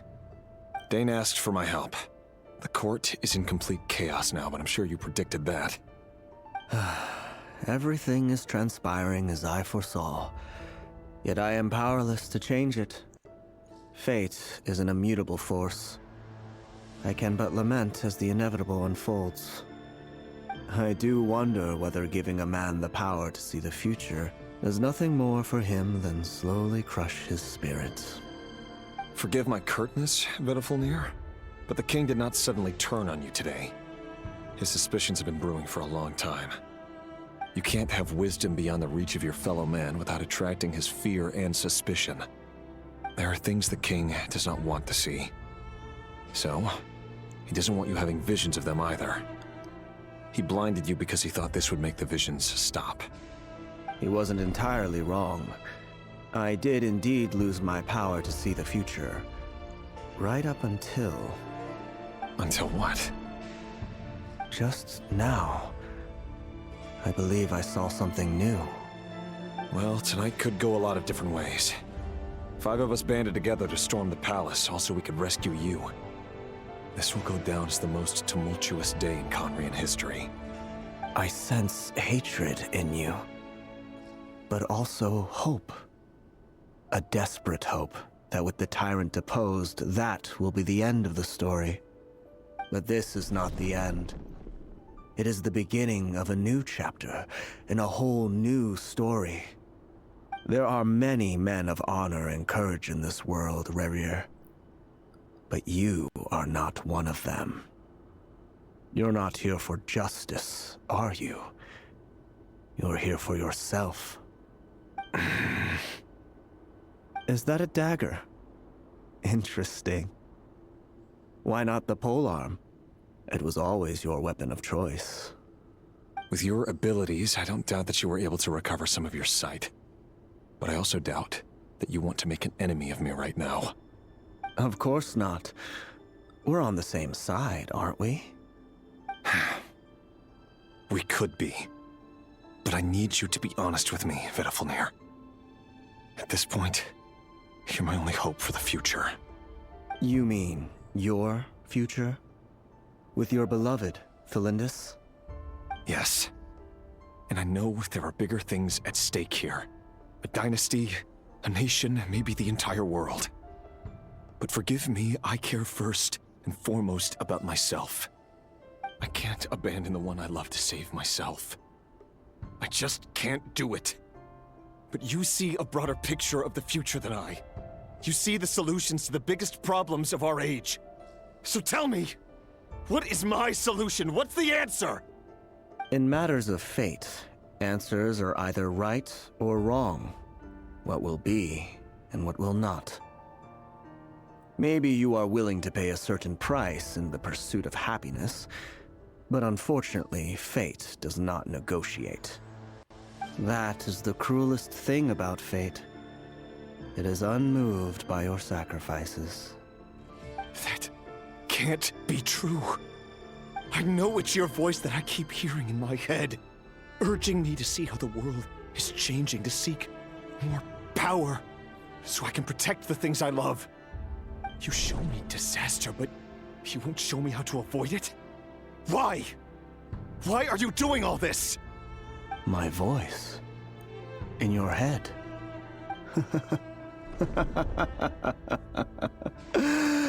So, you hear it too?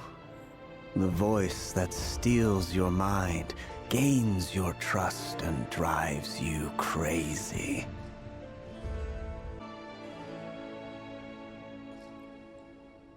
It turns out that we are not so different, you and I. Vediflnir just broke into the strangest smile I've ever seen in my life, as if he'd discovered some monumental secret.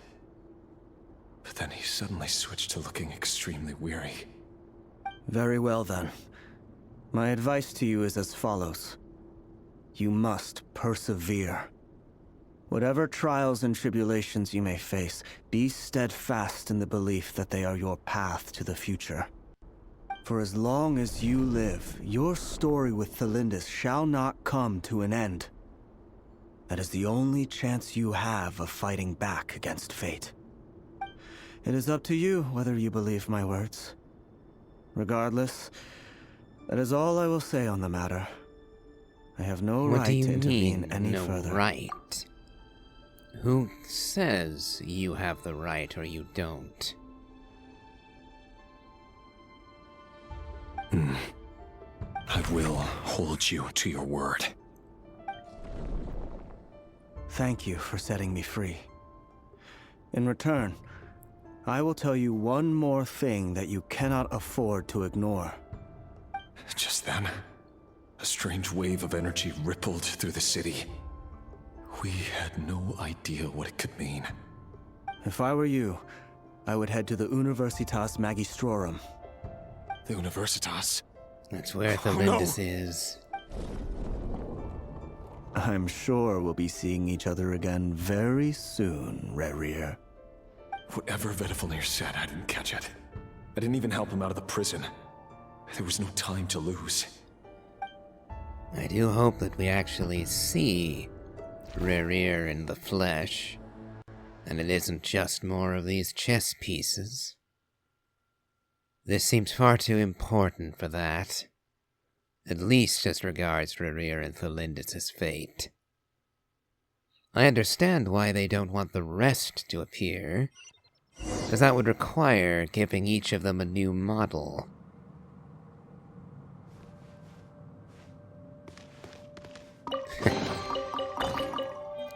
Either they haven't done so yet, or they want to keep their identities secret still.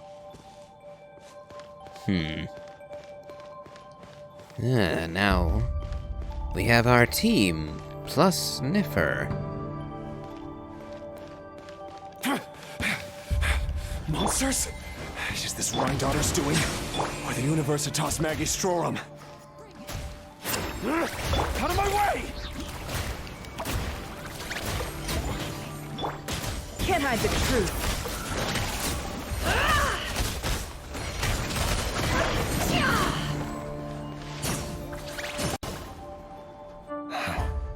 The Universitas. That reminds me of a rumor I once heard.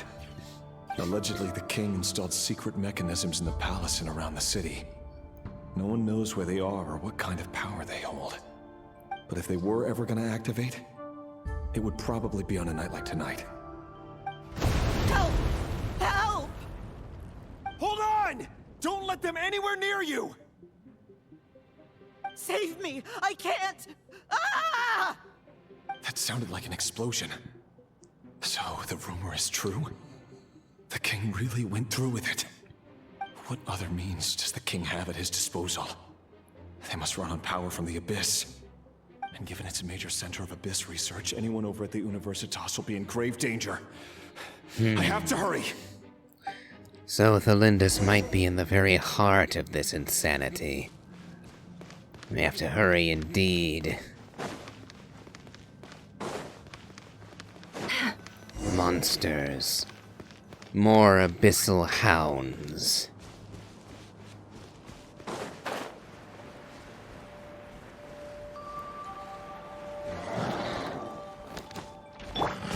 Yoo-hoo! Hear the echoes of the valley!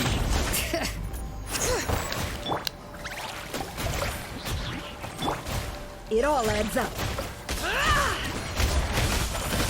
Let's see what you're made of.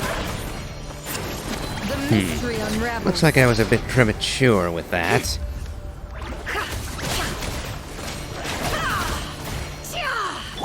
Settle down. Time to shine! Let the mountain's veins boil!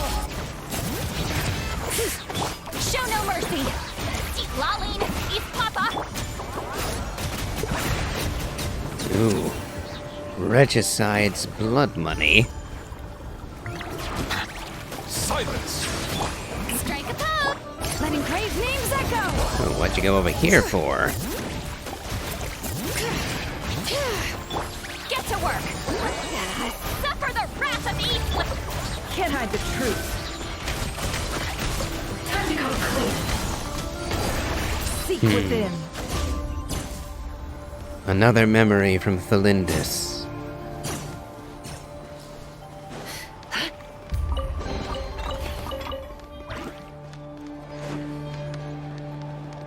And what will be her fate?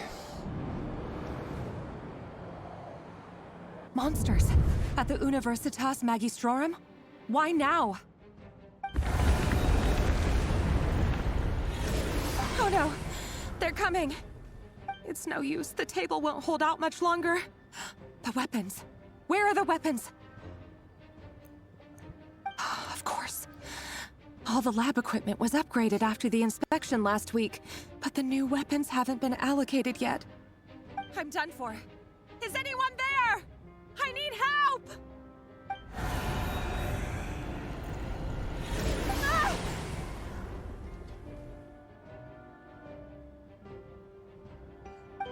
Stay back! Please stay back! Please!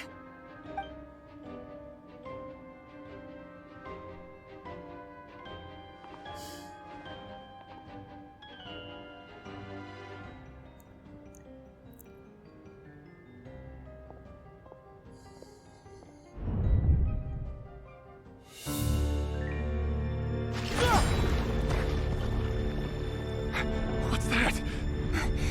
Reverie! So the rumors about your work are true. What? No! Listen, something happened at the palace tonight. We have to leave! You don't need to lie to me anymore. What do you mean? I know why you're worried, and I will respect the decision you've made. But it's okay, because I found a solution. I know how to end all this. You can have it back.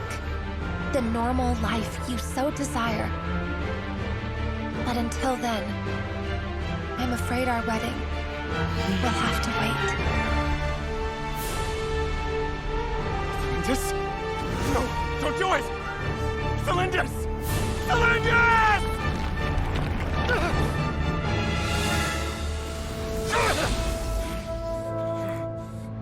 I told you, Reverie. Let her go.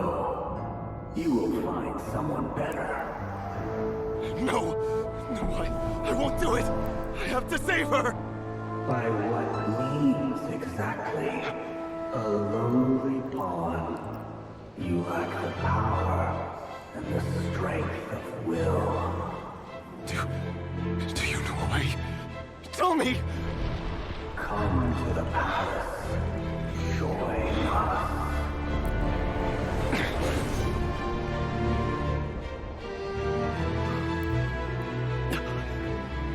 Reverie, thank goodness we... Step forth and take your share. You made it. Not you too.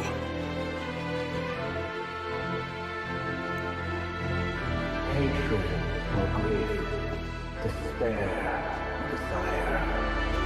We all have our own.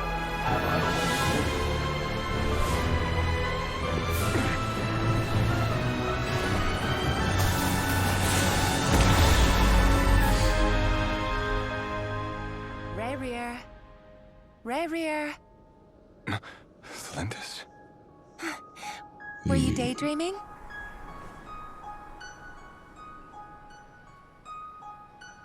You still remember, Rayrear? That question you asked me a couple of weeks ago? Oh. You mean the proposal? Yeah. I'm wondering, where do you think would be a good place to discuss it? Maybe in the garden? Or were you thinking a fancy restaurant? It's your choice.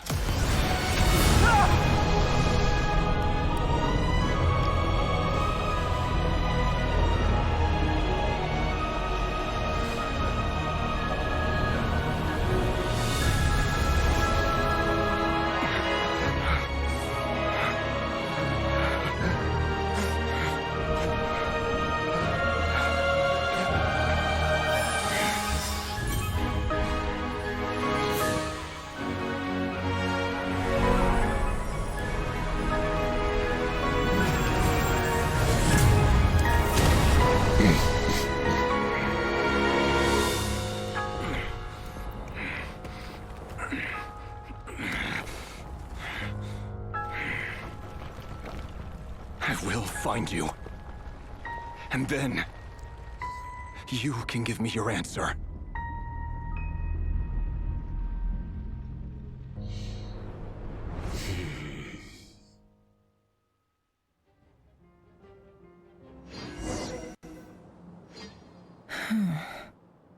So that's how the Raker of Solnari was born. A monster created by circumstance is a monster all the same. Viewing other people's thoughts for too long can get uncomfortable. Right now, I'm feeling a strong sense of loathing. In a nutshell, the story of Conria is what happens when the truth falls by the wayside. Everyone tells little white lies, and before long, you have a huge pack of lies that destroys everything. Phew. Time to get back. His past is filled with sorrow, but the tale of any fallen civilization is one of endless tragedy. Cruel as it may be, that was Conria's fate.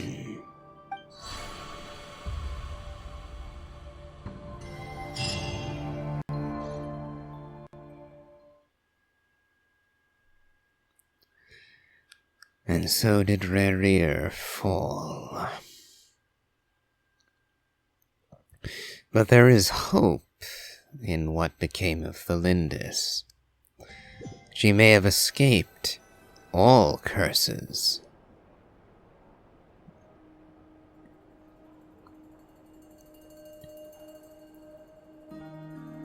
Everyone, I'm back. Can I get a standing ovation? Never! How are you holding up?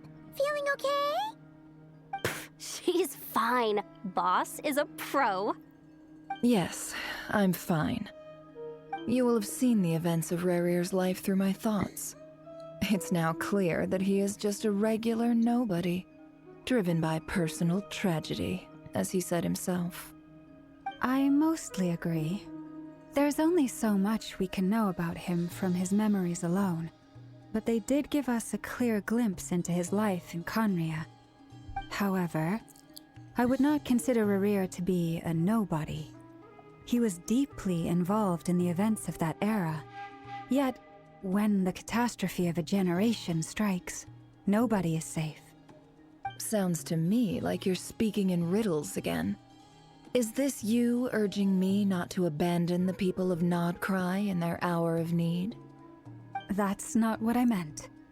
Although I do hope you choose to remain a part of the plan. Without you, the mission ahead will be all but impossible. Then try to remember that I respond better to the carrot than the stick.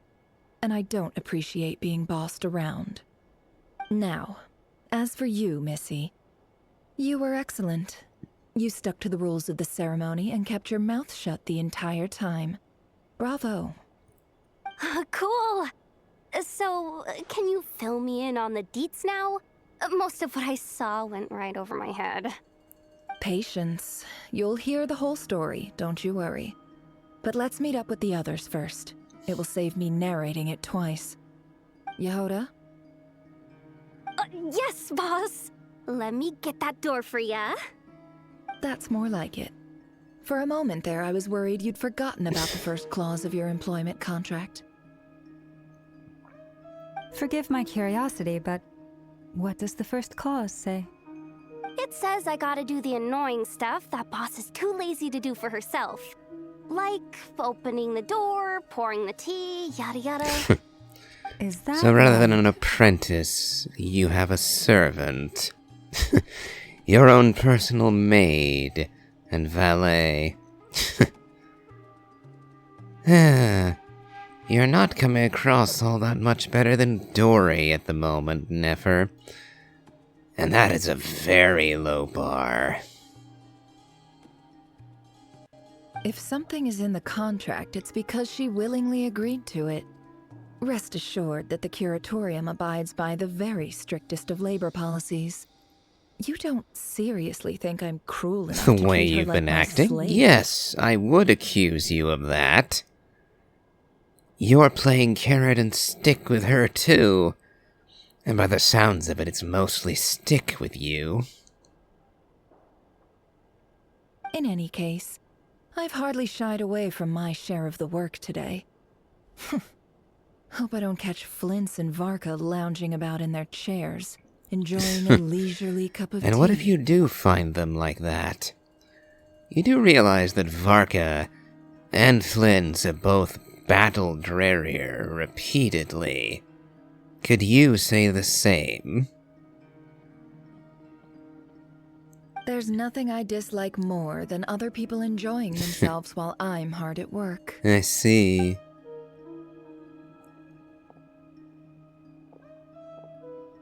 Oh no. What happened? We didn't get inceptioned, did we? She isn't still stuck in Rerir's dream, is she?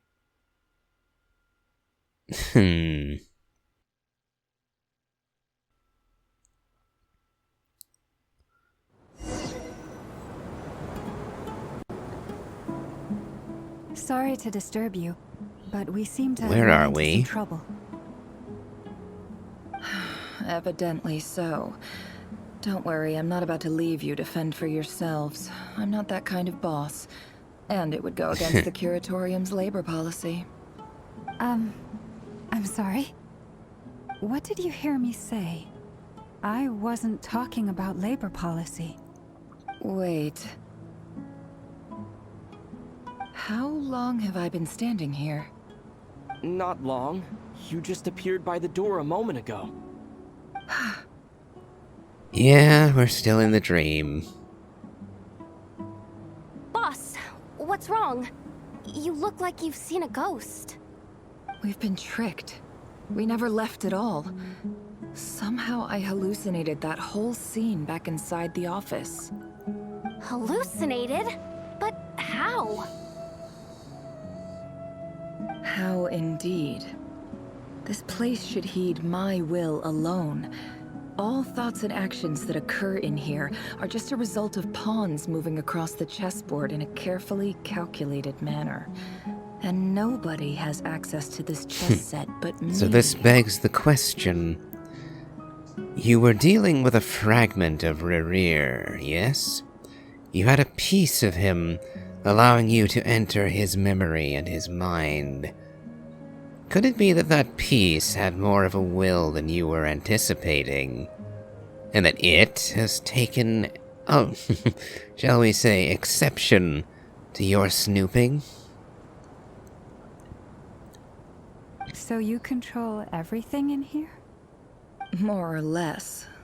But yes, it's a special technique of mine. Has anything like this ever happened before? Only once. It was the first time I used the chess set. Is there any similarity between what happened then and what's happening now? I suppose my thoughts are a little turbulent, which was also the case my first time. Is there anything I can do to help? The first clause of your contract clearly states that I only need your help with things that I'm too lazy to do myself. Meaning, you're not feeling lazy right now? Meaning, this is not something Yehoda can help with. The chess set is a personal treasure that I alone understand. I must be the one to find our way out of here. Boss, it's fine. Really. Let me do something useful. Oh, listen to you. Whatever would I do without you, Yehoda? What? Really? Yes, really. Where would I ever find another employee as obedient and servile as you? God forbid anything ever happens to you. Oh, okay. Well, anyway, I was thinking of fetching some water. There's gotta be a source around here somewhere. I suggest everyone finds someplace comfortable to take a rest. We gotta conserve our energy. Even though all this chess malarkey doesn't exist in a physical sense, mentally speaking, it's all real. And so is our tiredness and fatigue. You don't want to dismiss mental fatigue. Just because it isn't physical doesn't mean it's any less serious. But anyway, I got your backs, so don't worry about a thing. Don't I have the best employees? Jealous much? If we can find a suitable time, I'd love to borrow Yehoda for a day to help out at the Frost Moon Scions. Would you be amenable to that, Boss Nefer? Oh, Lauma. Have I ever told you just how pretty you are? Beauty runs from the tips of your antlers to the depths of your imagination. Time to rally, everyone. Follow me. I was wondering how she was going to... As we continue our journey, the same rules will apply. That means stay focused and no talking no matter what we encounter. And don't disturb the chess pieces. You have my word that I will get us all out of here.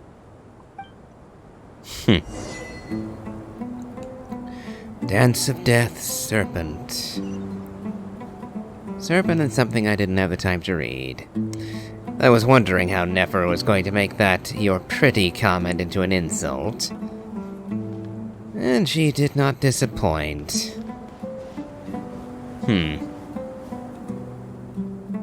I see. Looks like we're in for a long haul yet.